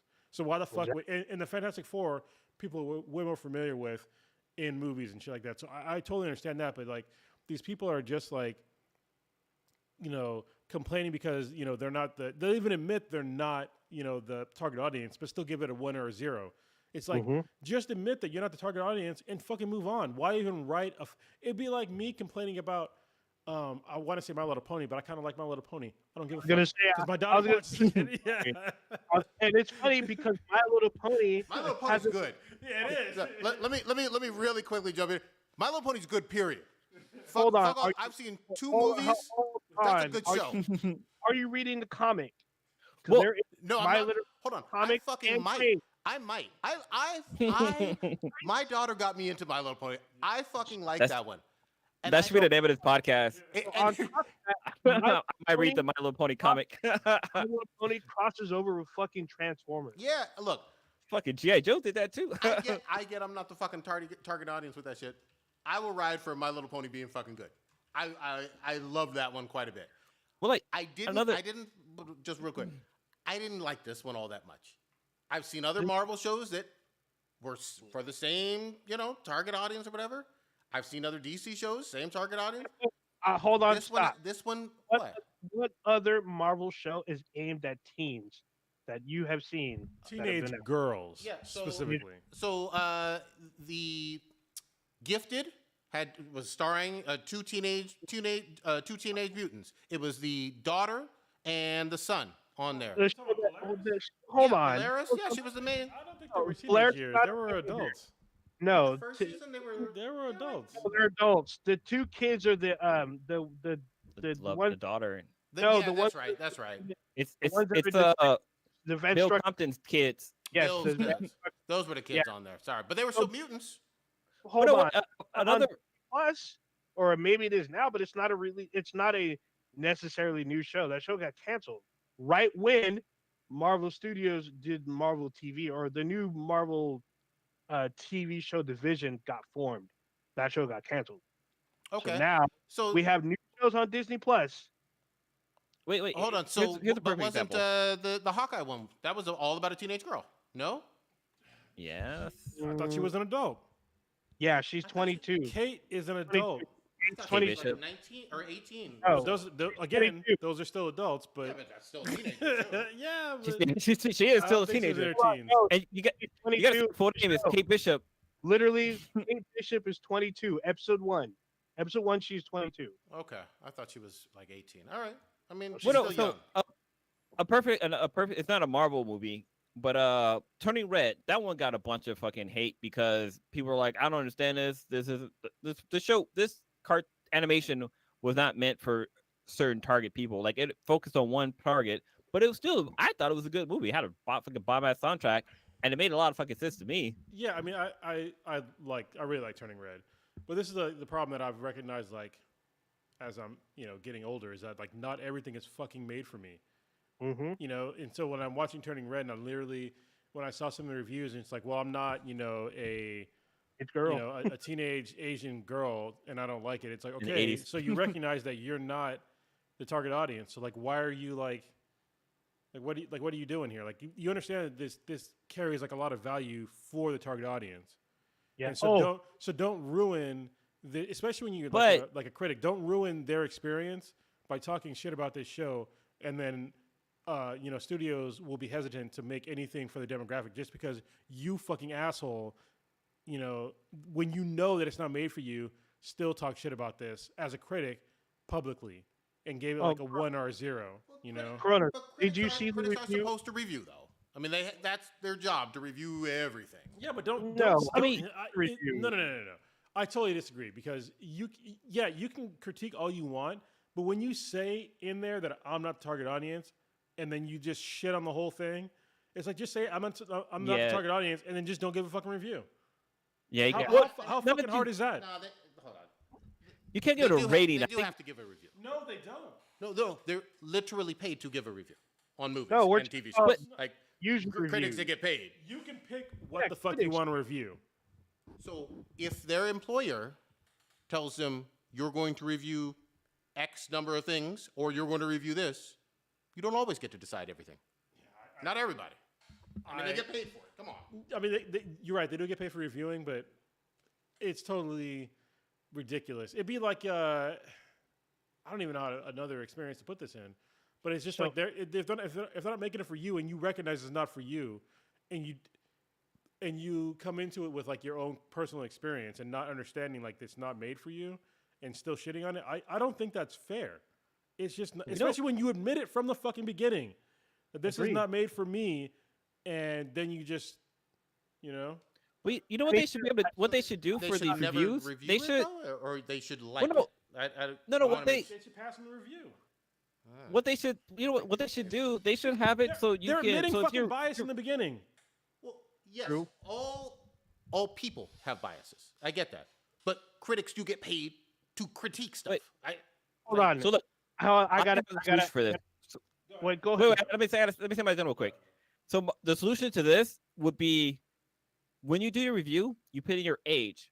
So say if I want to check out a review, I'll be like, okay, look, I'm a 13-year-old girl. Let me see what other 13-year-olds are reviewing this at. Then bam, I can see like, okay, these are my people. This is what they think. You can usually see like a snapshot of that person has gray hair. It looks like they're in their 60s and is male. But, like you can see that. The review that you see is the whole populist review. But once I put in there saying I'm 13, it'll show the review ratings that all the 13-year-olds gave. Hold on. So go ahead. I got to reinforce Cronus a bit. So what I saw with regards to Turning Red was user reviews. The people that were families that were targeting their daughters or whatnot. And the thing was, what I saw was men, mostly men. There's a few women that would. I'm pretty sure I showed the review to Cronus where literally one person said, "I'm not Canadian, I'm not Asian, and I'm not a teen. This isn't for me." And then they just shit all over this. I don't understand.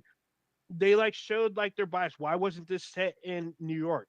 Why was this about an Asian girl? Why was this about this? This should have been about this. And they interject their bias into their review. And I was like, what the fuck? Yeah, I mean, and not professional reviewers. Yeah, These are YouTube reviewers. I mean, Prodigy, you're totally right. We all have our biases, but if you don't, if you're not honest in your review, that you have like a real, this make it a little bit easier. Is just put it in there like, hey, I'm really biased against this because I'm not the demographic. But they're not doing that, and this is the problem: is that all the vast majority of professional reviewers for any fucking medium are older white dudes, or just older people in general, mostly white dudes. And so when you have them saying that, hey, this is not for me, and because of that, they're going to give it a shitty review, and then all of a sudden it gets like review bombed by people just like them because it wasn't made for them, then it's literally like it's alienating the people that it was made for, because they can still enjoy it, but the studios are going to be less likely to make shows like that because of the reviewers that are professional reviewers are shitting all over like this content, even if it makes money. Well, let me just say this real quick. I think we have to distinguish between the professional reviewers, like who work for Chicago Sun-Times or something, or New York Times, versus online people.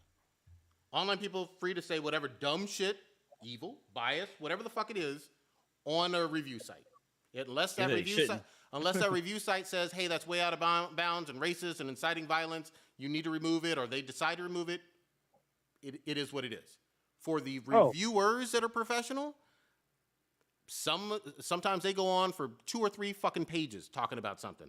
I'm fine with them getting paid to do the review of even something that they don't think they'll like, because that opinion may be shared or it may be a whole lot of praise. Oftentimes I see stuff like Straight Outta Compton wasn't for Roger Ebert. He fucking loved it. Like, he wasn't a target audience, and he went on and on about how great it fucking was. Professional reviewer. I think I got him right. It might have been somebody else. But sometimes that happens. I'm pretty sure Ebert was dead by then. I'm glad you said that, because Miss Marvel, with the professional reviewers, 78%. So, well, it's interesting. So, I mean, it gets to depend on what avenue you look at. But, like, as far as target audience go, she did really well for viewers between the age of 20 to 24. And viewers that were black. Are you looking at a breakdown? I'm looking. This is on comicsoon.net, and it's a tweet from Samba TV on Twitter. But yeah, it says like their highest rating came from 20 to 24 viewers who were of descent of Black, Hispanic, and Asian households. All good. Were the highest. I mean, and like honestly, Miss Marvel, like, you know, I love that, you know, she was Pakistani and like the whole. Like she had her best friend was like a white guy, and you never had him kind of breaking down certain things for the audience about what was going on. He was just chilling with the fucking family. Like they like, there's a scene where he comes in and the mom's like, "Hey, you want some food to go take home?" And she went into the kitchen for like 10 seconds and came back with like a fucking whole to-go fucking case of food for him. And he's like, "How did you do that?" He's like, "Oh, Pakistani mom's secret," or something like that. Like, I thought that was funny. There's a lot of stuff I loved about the show. It's just that some of the continuity of it just didn't make fucking sense. I mean, I love the character. The girl who plays Miss Marvel, that plays also some people pronounce her name Kamala. It's not Kamala. Kamala is our vice president. It's I can't remember how it's pronounced now that I think about it. Kamala. Hold on. It's Kamala. I give my favorite review for this entire show right now. Okay, this is my personal pick, and this is on Metacritic. And the person's name, pretty sure it's a dude, Max Alba. It's a one star review for this, and it says, if you mix a really bad sitcom with a Mexican soap opera, you get this boring show. This garbage was made for kids. He thought that he was watching Mexican people in this show. That's how much. And this person's opinion is Yeah, but when you have a lot of those opinions, whether they're bad or wrong, that also says that a lot of people took the time to write these type of reviews. Yeah, but they didn't take the time to actually watch the fucking show. Like this is very clear that this person did not watch the show. If you watch even the first episode, like, why would you think any of them are Mexican? It says if you mix a really bad sitcom with a Mexican and a Mexican soap opera, nothing about the show is Mexican. Maybe it feels like a soap opera, a Mexican soap opera. No. I mean, have you ever seen a telenovela? It felt like that in terms of the format, not about the ethnicity of the people. It is nowhere like a telenovela. Here's the thing. I think you were out of the room. It feels like one of those. I described it as a Disney Channel show, like That's So Raven. Yeah. Okay. And then at times it just feels poorly written. That's more fair than a fucking telenovela. Like this show in no way, shape, or form is a telenovela. I watch a whole lot of telenovelas, so I don't know. I used to watch some with Salvador Gigante as well, which is one of the greatest shows of all fucking time. I'm just saying, if you were a young man in the '90s and you saw Salvador Gigante on Saturday night, just saying that's how you found puberty. Oh god dang! So I'm gonna say before Prodigy tries to, I understand that this show basically wasn't for you, just like Cronus was saying. This is definitely a window into a teenage Muslim girl who has to deal with her family as well as gaining cosmic powers. And so her family dynamic kind of takes the forefront more so than her powers. So I can see that. I felt like that was kind of a negative. However, for me, I felt like I got to see what a Muslim family in 2020 or 2022 America was like, because they're in Jersey City. I got to see a little bit of her faith, how she prays, how she practices, what her friends were like, and how they treat their Muslim faith, how they live their day-to-day life as a Muslim faith, where they go within their community, and how they interact. I none of that was privy to me, and this show gave me a little bit of a window. So I appreciate that. And then on top of that, we get to see a historic event, the Great Partitioning, or the Great Partition, which was a huge event in the formation of Pakistan and India, and its overall overreaching impact, literally on the world, based on this. We got to hear about it. Well, we get to see it. We see it. So we see it. Watch it for yourself if you really want to. Old Ninja sounds like he absolutely loves it. No, now you're putting words in my mouth. Sounds like. I mean, if you don't, say so, because it. I like the show. I didn't love the show. I did like the show. Mean, I got to see the window. All I've said is it doesn't seem like the majority of people are giving it an 8. And I still stand by that. It doesn't sound like the majority. Quick little thing right here. Another issue I have with the show. So in the beginning, Kronos, you might want to take off your headphone for this, or maybe not. Give me 2 minutes. So literally in the beginning episodes, Kamala's mom didn't even want her to leave the house to go to a fucking party, to go to a Comic-Con. She's like, no, you need to stay home. I don't trust boys. Blah blah blah. The mom finds out that she has fucking powers. She's like, oh, I made you a costume. Go be a fucking superhero. It's like. That doesn't make any fucking kind of sense. That. Oh, so Kronos is showing on, what is this, Rotten Tomato? Yeah. And he's saying a 98%. There you go. Yeah. It's literally the highest rated show, the highest rated MCU show for Rotten Tomatoes. Okay. There you go. I enjoyed the show. It's definitely it's not my favorite. To me, WandaVision was still the creme of the creme. WandaVision's been the best. Loki is a definite second or tie for me. I have to agree. There was the Sam and Bucky show. That was a little wonky. I mean, it was action adventure-y, but the villain, the main villain was shit. It's like the villains in the films are great. Like freaking Baron Zemo, he was a real villain. And he didn't really do a whole lot, but his presence was very fucking threatening. And then Wyatt was fucking he was pretty terrifying. It was if like Captain America went bad. So those two were the ones for me. Was the movie Hawkeye, or was it called That was a series. Okay, I was like, was it Hawkeye or was it Huntress? I can't fucking remember the name of the show. But like, yeah, Hawkeye was really good just because like, the relationship between Black Widow's sister and stuff like that. Like Black Widow's sister made show. Like that's the whole reason why I love the show so much. But also then Kate Bishop show was cool. Yeah, I just think those shows was a lot better than I know. Cronos keeps saying like we're not the fan base, but I wanted to like the show. I mean, I like Marvel. I know of Miss Marvel. I mean, I've seen her in like the Spider-Man animated shows, and I wanted to love it. And like I love the actress. Like a lot of the stuff, I love the actresses or the actors in there. I love like the whole dynamic with the family and stuff like that. I think the editing was really bad. The story was kind of rushed. Like the whole DOD kind of being like a fucking law enforcement and fucking like trying to kill fucking kids was really weird. And then like the whole fucking Home Alone shit that happened inside the gym. I was like, okay, this is getting kind of too cartoony for me. I'm with you. I'm with you. I just didn't. But I wanted to love the show, and I mean, once she got her costume, I was like, okay, this is fucking badass. And like the scene where she like when she first puts on the bracelet and she like travels to like the fucking dead dimension or whatever, and then she like pops back up, like all the special effects and stuff in the first 2 episodes. I was like, okay, this show's got some potential, but then also it just kind of just goes downhill from there. Well, I thought it was okay. There was some stuff that was weird when they're in Pakistan. I felt like the dynamic shifted a lot, which I didn't like, and I felt like her family dynamic kind of overshadowed her and her discovering her powder, even though she does train. But it's not. I felt like she needed a kind of a mentor, but it is what it is. But does she go into a hyperbolic time chamber to train? Yeah, just saying.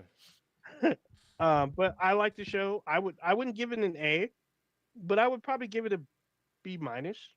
I give it B minus. Prodigy, why would it need to be an A? I'm just saying. I've seen Marvel put out A's. Have you? I mean, I have. I think the MCU has put out multiple. They put out multiple, but there's been way less. There's been way fewer A's than I mean, since Endgame, anything that came out after that. I think expecting this show or any Marvel anything to be an A is kind of like it's a pretty fucking high bar. Well, for me, they've showcased that and demonstrated it over and over again that they're more than capable consistently of putting out A quality. I don't think they're capable, but it's not been consistent. I mean, I'm not saying they're putting out anything, but there's been a few things that I would consider an A, but there's been like plenty of things I don't consider an A. Like, even with their movies, like. So I'm looking at Rod. I was gonna say, I'm looking at Rotten Tomatoes right now. I don't even consider them misses. It's just that you can't have everything be like top tier all the time. Like I think that's unreasonable. And I gotta think, what MCU show has Prodigy even think that was an A? Because so far, I think you shat on every one.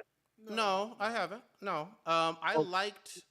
I didn't think it was an A either, but I liked. Give an A, goddammit. An A for a TV show I gave so it's not MCU, but I loved Legion, and that's still Marvel. I gave that. That's not MCU. I said MCU. Yeah. So in terms of TV shows, no, I guess the closest I've seen is maybe a B.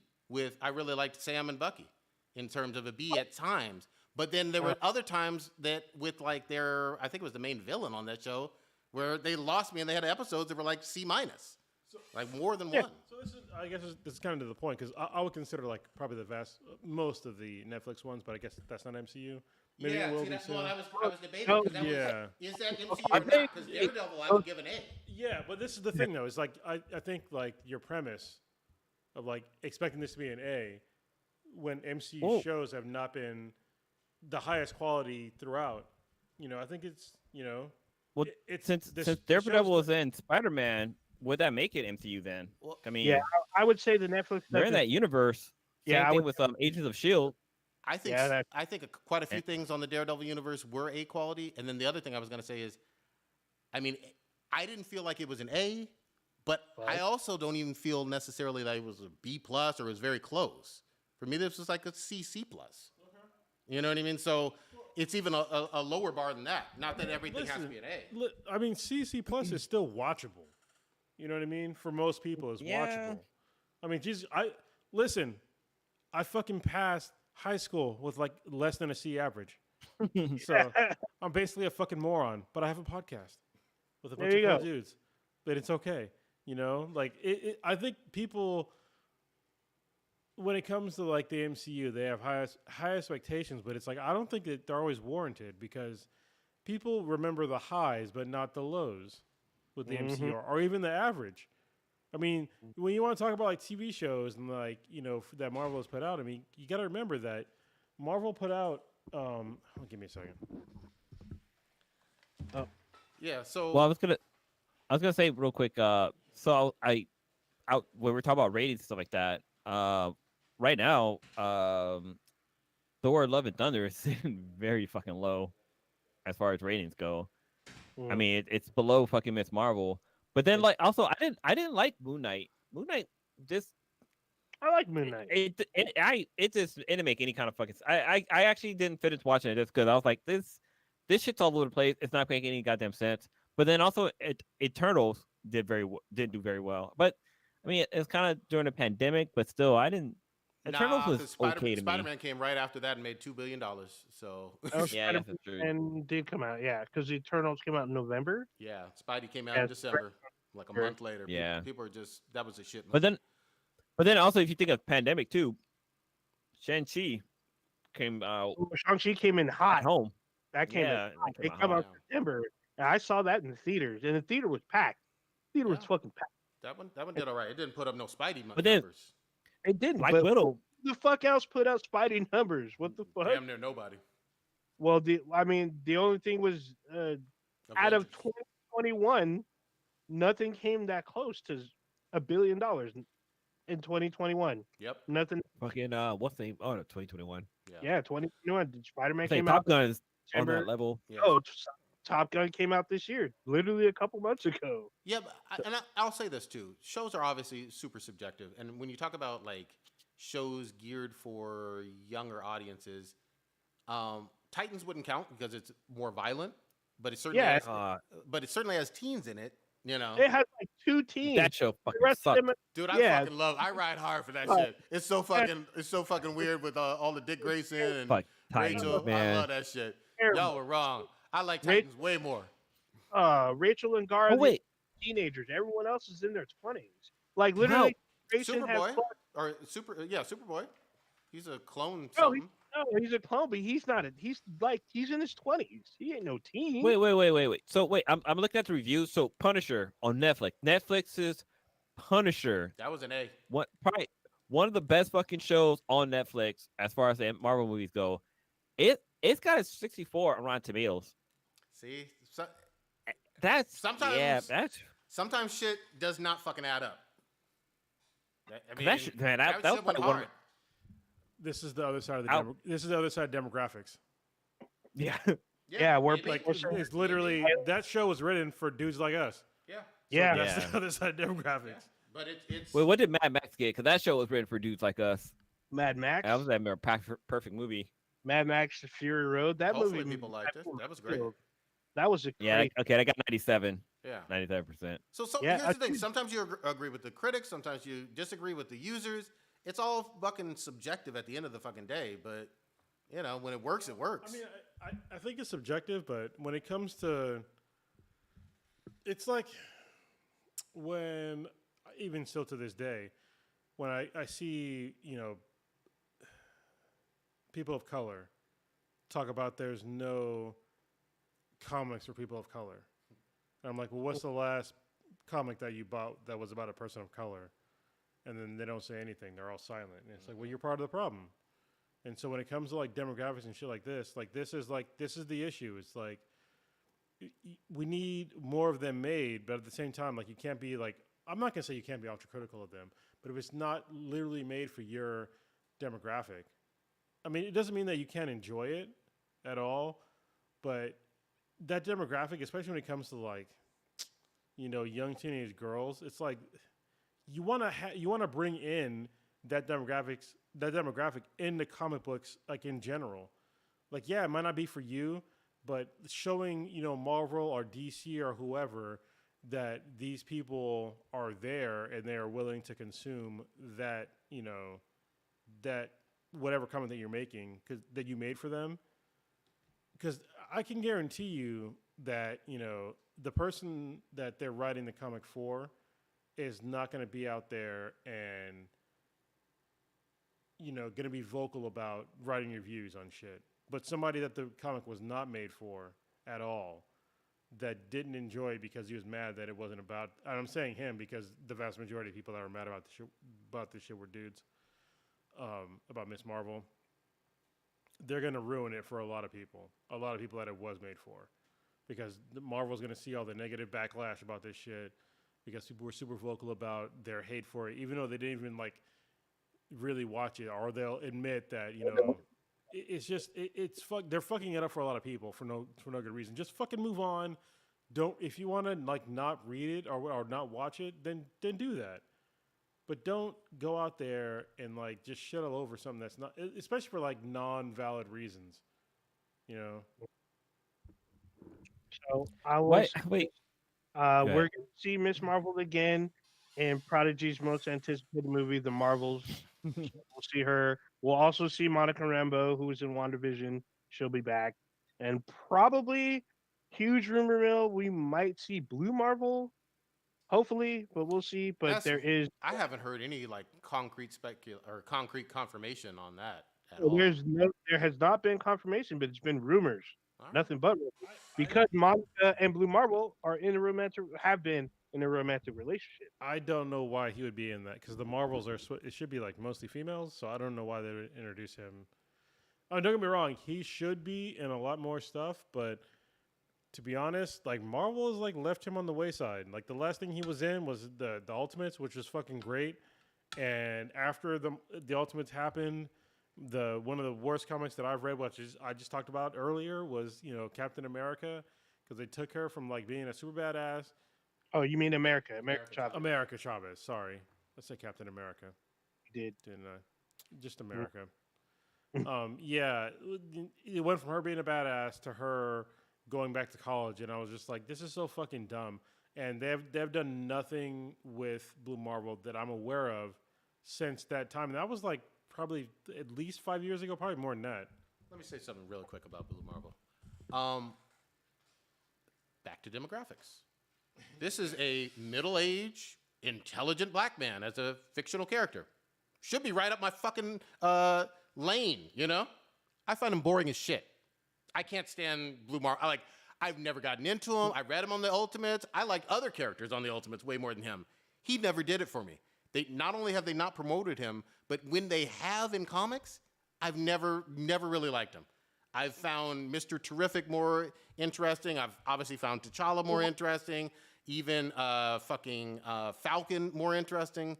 He's really low down my totem pole of black male comic book characters that I give a damn about. At least they didn't call him Black Marvel. Yeah, at least he didn't. Yeah, I mean, honestly, sorry. No, I mean, don't even be sorry about it, because obviously, if it's written especially for our demographic, if you don't like it, I'm not saying anything. I mean, I like the character.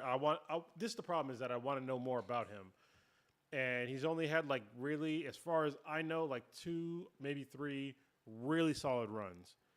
And the person who made him, I actually met. It's we all meet him? What's up? Yeah, didn't we all meet him? No, because it was just me and you that were there. Oh no, this is at WonderCon, wasn't it? Yeah, at WonderCon. Yeah, we met. Yeah, we ran into him when he was trying to eat. Yeah, Kevin Garreau, and he made the character, and yeah, I like the character. So I want them to make me like him, do some good shit with him. Write him real well. But the writing fucking matters. Power set matters. How you use those powers creatively. His power set is fucking pretty awesome, though. Yeah, but how you use, you got to demonstrate that. Cool. You got to read some more. I mean, I read all the Ultimates. I mean, that's just the Ultimates, though. That's not I need more. I mean, recommend it.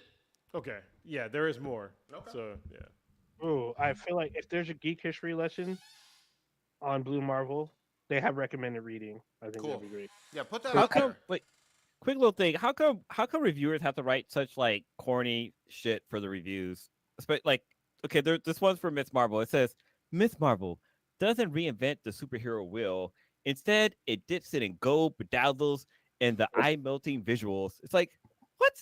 Why can't you just say Miss Marvel? It's not your normal superhero movie, but it takes it to a different level. Like, why you gotta be all corny with your gold and bedazzle? People have been writing about superhero cartoons and shows and movies and whatnot for 25 years now or more.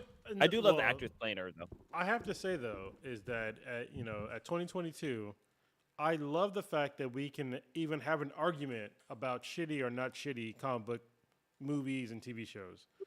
No matter what opinions that I've said on this podcast, I love the fact that all these shows, even the fucking ones that I consider shitty, even exist on TV shows and movies. Because back in the day when we were kids, the comic book movies were few and far between, and the ones that were out there were pretty fucking shitty until like Batman, and then for Marvel, Blade.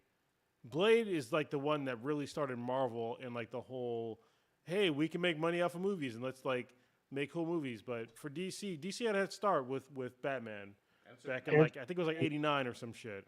Superman back in the 70s. Yeah, and Superman kind of too, but I mean, you gotta give him credit for starting it, right? Yeah, at the time, but it's just go back and watch some Superman fucking movies. I'm just saying. I did. Just 1 and 2. Don't watch 3 or 4.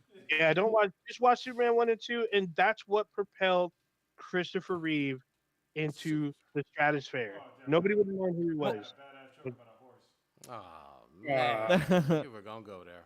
I'm not. Well, one quick thing with the actress that played Kamala, her name is, I just had it in front of me. It's Iman Vellani, I think how you pronounce it.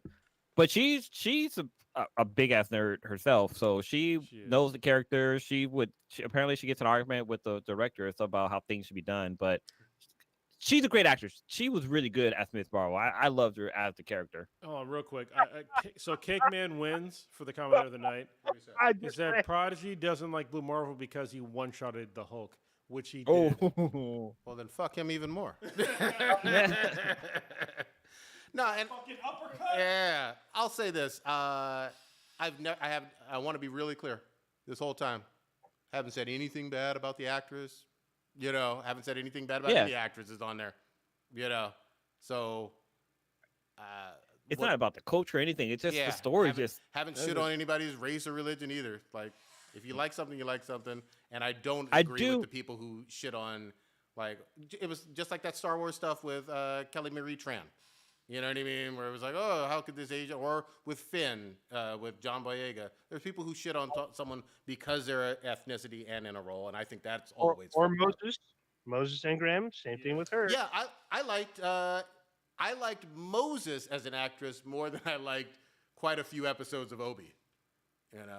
I thought Obi was real questionable at times. Yeah, you must. I still think you.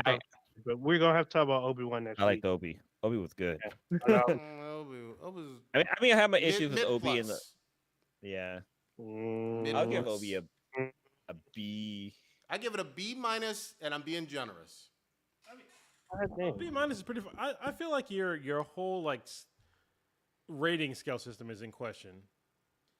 Have you watched any Obi? No, but if you're saying like a B+ and you're just like. No, he said B-. A B- is pretty fucking good. Yeah, I'm being. Hold on. I said also I'm being very generous with it, admittingly, because it's been a little while since that show has ended. B- would be on the high side for me. That's it. Hold on, real quick. I gotta specify some shit. Did you like the show? Sorta. How the fuck is that a B-? Yeah, how's that a B-?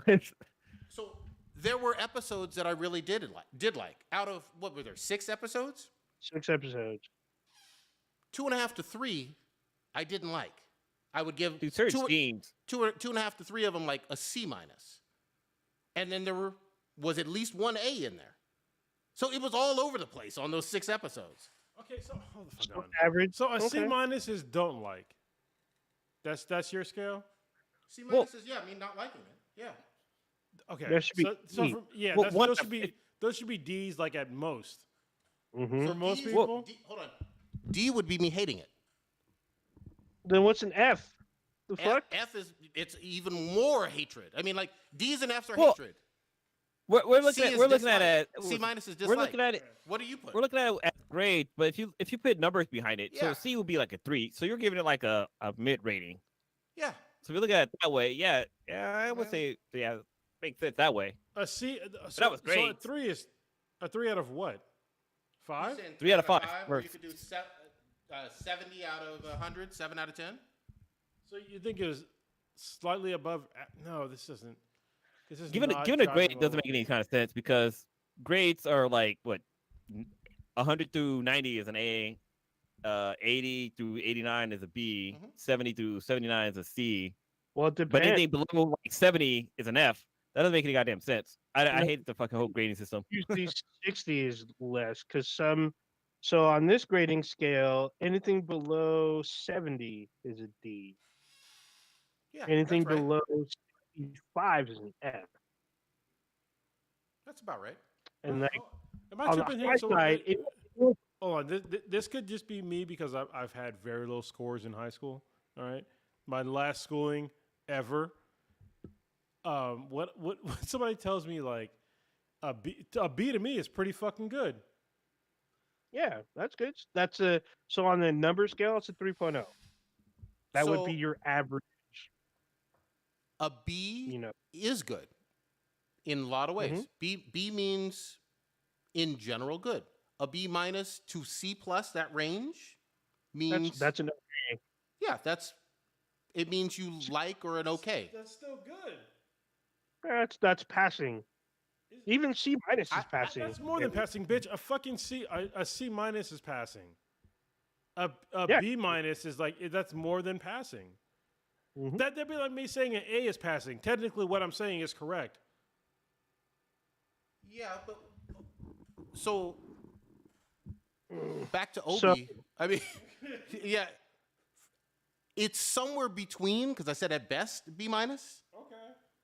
To C range, like that's where I'm putting it, because there were episodes that I just didn't like, and there were episodes that I did like. Okay. So it's a mixed bag and kind of hard to pin down. But if I had to give a grade, out of 100, 77, 78.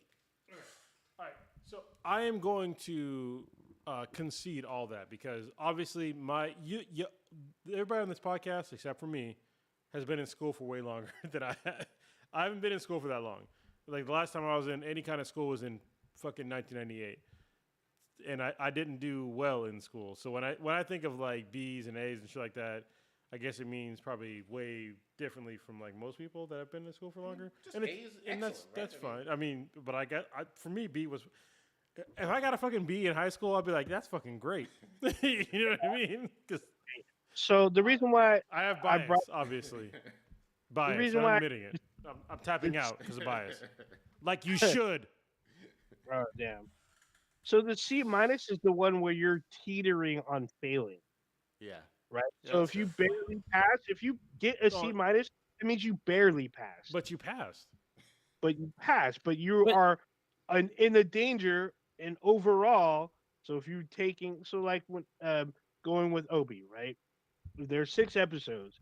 Over the course of those 6, if you average one below that could drop you into the fail.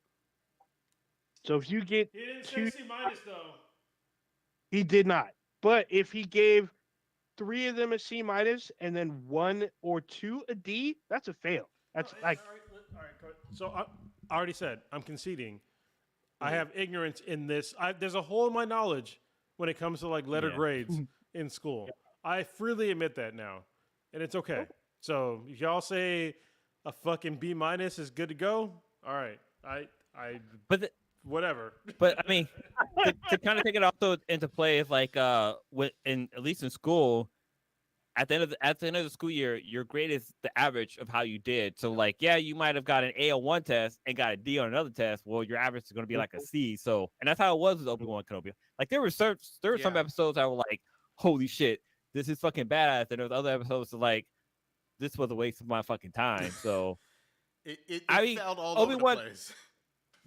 I mean, it had its moments where you were just, you needed a rag to clean up the mess that you just made. But then the other side was like, okay, I'm gonna go crossbait in my drink or something like that. But like, yeah, I mean, hey, Obi-Wan was all right. It was no Mando. Here's the thing I'll say. It was definitely no Mando. Mando was head and fucking shoulders. I got into this with Gian or whatever. He was like, well, you can't compare Star Wars shows. Bitch, shut the fuck up. You can definitely compare Star Wars shows because they're all in the Star Wars universe. And everybody, damn near, believes that Mando is a better show. 1 and 2. Those were A's. A pluses, in fact. Those were solid as fuck. Especially season 2 of Mando, damn near perfect. Stranger Things, season 4, damn near perfect. Like A, maybe A. Yeah, in fact, A plus. Like, knocked it out of the park. When you hear me give something a B, like 85 range, I know, we're going back to the numbers, or an A, that means I thought it was very, very good or loved. Anything below that, it's good enough. I'm not completely shitting on it. If I give it a D, then it's completely shitting on it. Go ahead. What Cakeman saying? Cakeman in the chat gave Iron Fist. He said Iron Fist was an F in my opinion. Yeah. And I responded. First Odin just said Iron Fist was a C- for him, and I said Iron Fist was I need to see your parents after school. Great, like damn. That's how bad Iron Fist was. You get that note, you in trouble.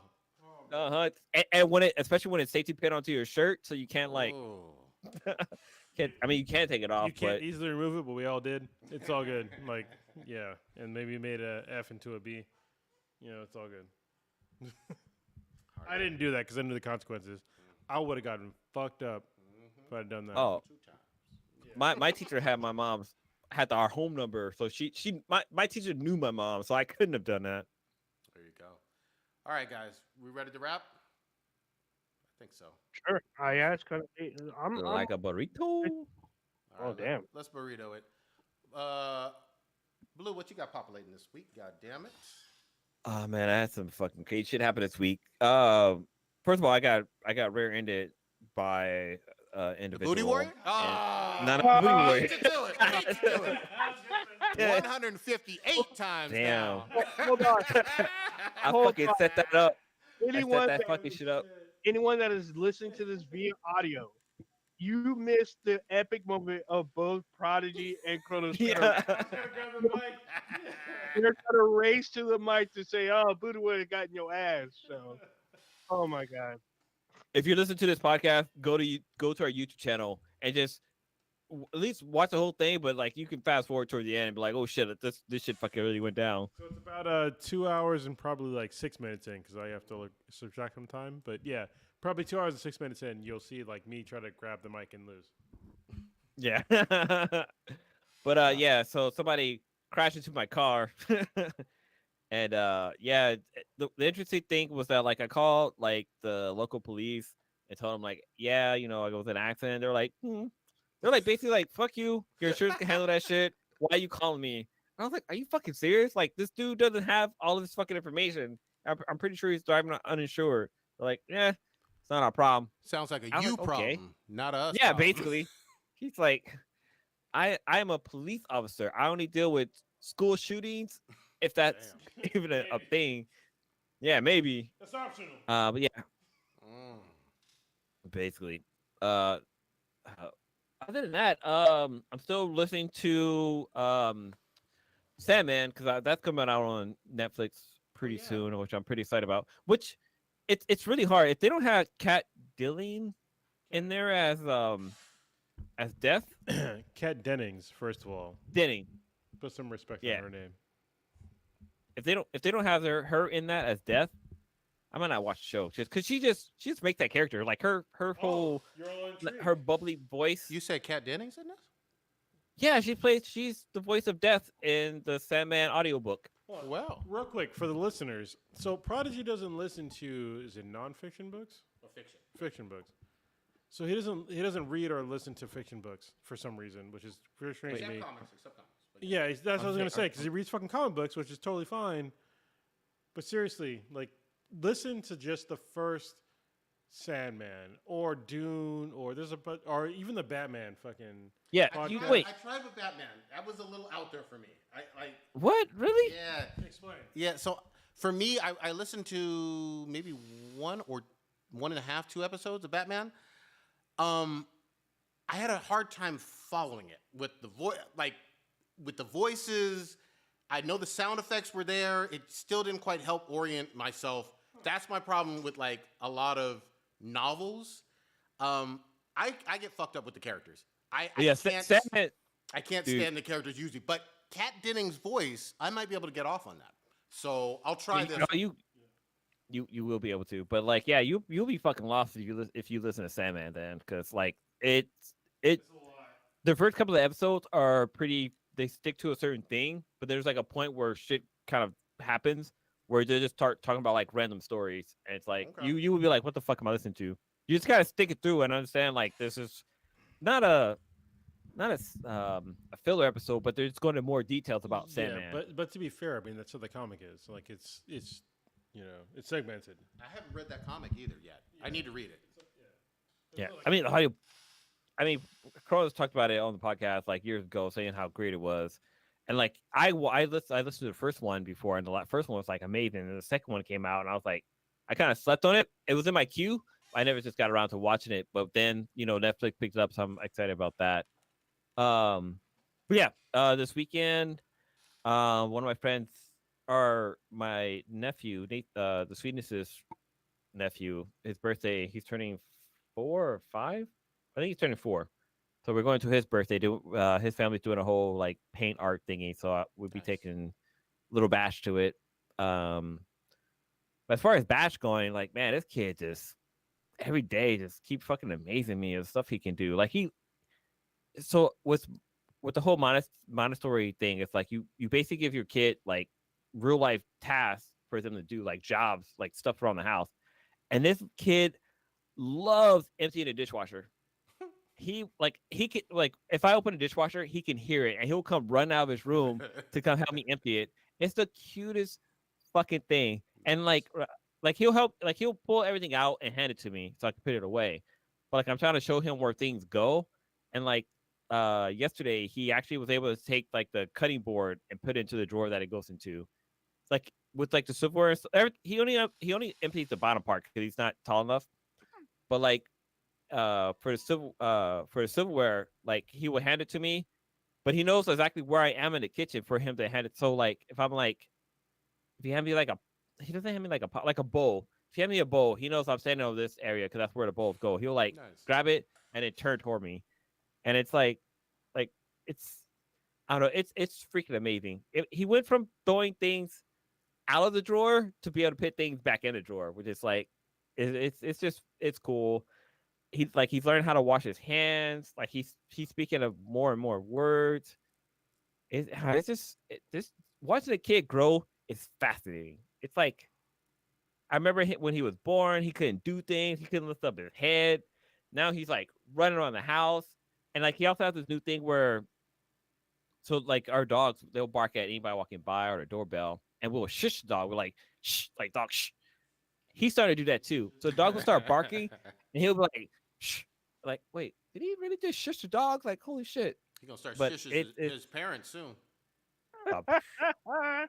There's something that happened with him, and I want to talk about it. I just can't talk on the podcast because it's kind of embarrassing. But overall, it's great being a parent. Like, this kid is amazing. He just continued to grow, and I don't know. I just want the best for him, which is kind of crazy. But that's it for me. That's good parenting. I wait. He knows the intro to Bluey. So if you ever watch Bluey, like the whole part up to mom, like I'll like I'll stop and be like, Mom. It's like it's so fucking cute. Also, he knows to do a flip. Forward or backward? Like a front flip. Oh, nice. Like he'll tuck his head forward and like pop up his hind legs but he won't actually do it. He'll like roll onto the side, but like I can flip him over and he'll like giggle and stuff like that. I'll do a video of it. It's super fucking cute. Nice. But yeah, that's it for me. All right. That's all the kid taught I got. Cronus, what you got? Yeah, so I'll try to keep this brief, but my youngest daughter, she started kindergarten today, so it's pretty cool. Time flies. Yeah, time does fly. She's going through a dual immersion program, which means that she's learning Spanish. And oh shit, that's cool. It's 90% Spanish in the class, so like basically her main teacher only speaks Spanish in the class, and then she has to like just figure that shit out. So there's something that happened earlier. Actually, I'm not going to talk about that because it's kind of embarrassing. But she was okay. Yeah, I'm just glad to get her like in a school again, and to like, because she loves like learning, and she actually didn't mind like the whole my teacher speaking a different language thing, because she wants to learn like Japanese, and I was just like, well, when we go to like here where we are, San Diego County, like you're probably not going to learn Japanese, but if you want to learn Spanish, let's do this. She's like, okay, learn Spanish. So I didn't know that she got into the dual immersion program because they didn't fucking tell us for some reason. But because I gave it as options, like, yes, please, but they didn't tell us she was in it, because they actually had two different orientations. One was for English and one was for dual immersion. And I went to the English one because nobody told us that she was going to be in dual immersion. And then once we got like the, it's funny, we went to the orientation, and like literally like 3 hours later is when you got an email on like what class your kid was in, and the email that we got didn't say dual immersion, but Kay, she did some research, and then she saw like, hey, the teacher that she's with in the classroom that she's in is dual immersion, and sure enough, yeah, she is. So I was like, was it weird? Like, what did you think about the class today? She's like, well, I didn't understand everything, but it's okay. So yeah, the kids are very, very resilient. You're gonna have to learn Spanish too, because she'll be like, cuss you out in Spanish. I know enough Spanish to like. But you know the Spanish bad words for like you being cussed out. Yeah. Last thing that I will say, I want to keep it kind of short, is I went through some like pretty significant mental health issues over the past week, probably like actually the past like couple of weeks, really. There is a new suicide hotline out there that just got recently changed over the last week. So if you're having like a mental health issue and you're thinking anywhere near suicide, dial 988 on your phone. And that's the new suicide hotline. It's no longer a long like 800 number. It's just 988. So if you're having any sort of like thoughts of ending, whatever, like please call 988 and get some help. So I'll leave it at that. All right. Old Ninja. Well, I guess to keep it kind of on that, so I'm gonna be going to early next week. I'll be going to a funeral. Damn. For someone that I wasn't exactly. I mean, we knew each other. We weren't exactly close, but he was a young person that he's gone too soon, and so we ran kind of in similar circles. So I'm gonna go to what my family calls a homegoing. Some of y'all listening, y'all know what I'm talking about. Mm-hmm. There's also, on the flip side, I'm going to graduation on Friday. So I'm going to one of those early in the day, catching up with some friends I haven't seen in a bit. Congratulating, my boy Clue. He's doing. Oh yeah, Clue. Yeah. You came with him. He's graduating from aviation mechanics college. Good for him, man. Oh yeah, it's gonna be a good time. I haven't seen him in a minute. Even though we talk every now and then, I still haven't hung out with him. So I'm gonna be able to hang out with him on Friday. I just kicked the Rona. I had it for like a week. I tested negative today, so I'm able to go round. Work. Yeah. No Man's Sky on the flip side just updated again with a new expedition on its way if it hasn't started already. Anybody play that game? What's up? I said, is anybody still playing that game? A lot of people are. They're actually getting new people playing it. I want to get back into it, but I don't have it's stuff. So the best way to play the game, my suggestion is to do the expeditions. The expeditions are only like a month long, so it gives you plenty of time to complete all the goals. If you miss a couple days, there's no issue. If you miss a couple, I like how you casually just said it's only a month long. Like that's a.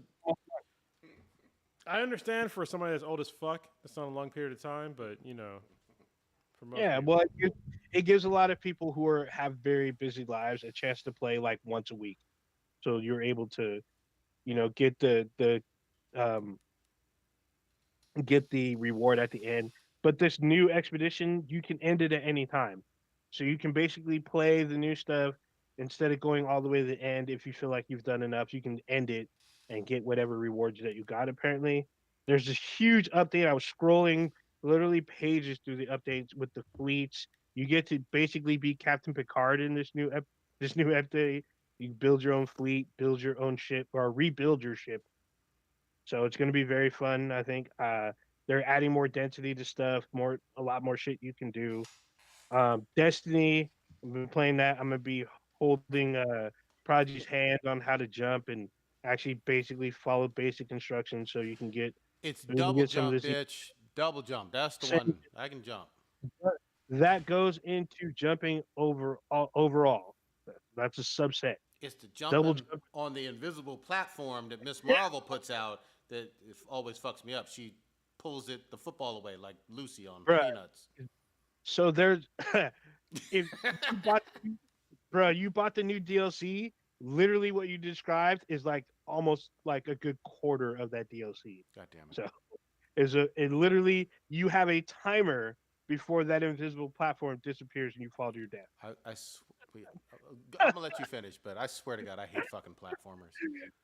It's so good. I just fucking hate them, man. I tried to play that Hollow Knight game because everybody kept talking about it. Oh, it's a 10 out of 10. It's platformer. That shit sucked. Black and white and bad jumping. Fuck it. I think that's why you didn't like Miss Marvel, because she can platform really easily. You know what? That fucking might be it.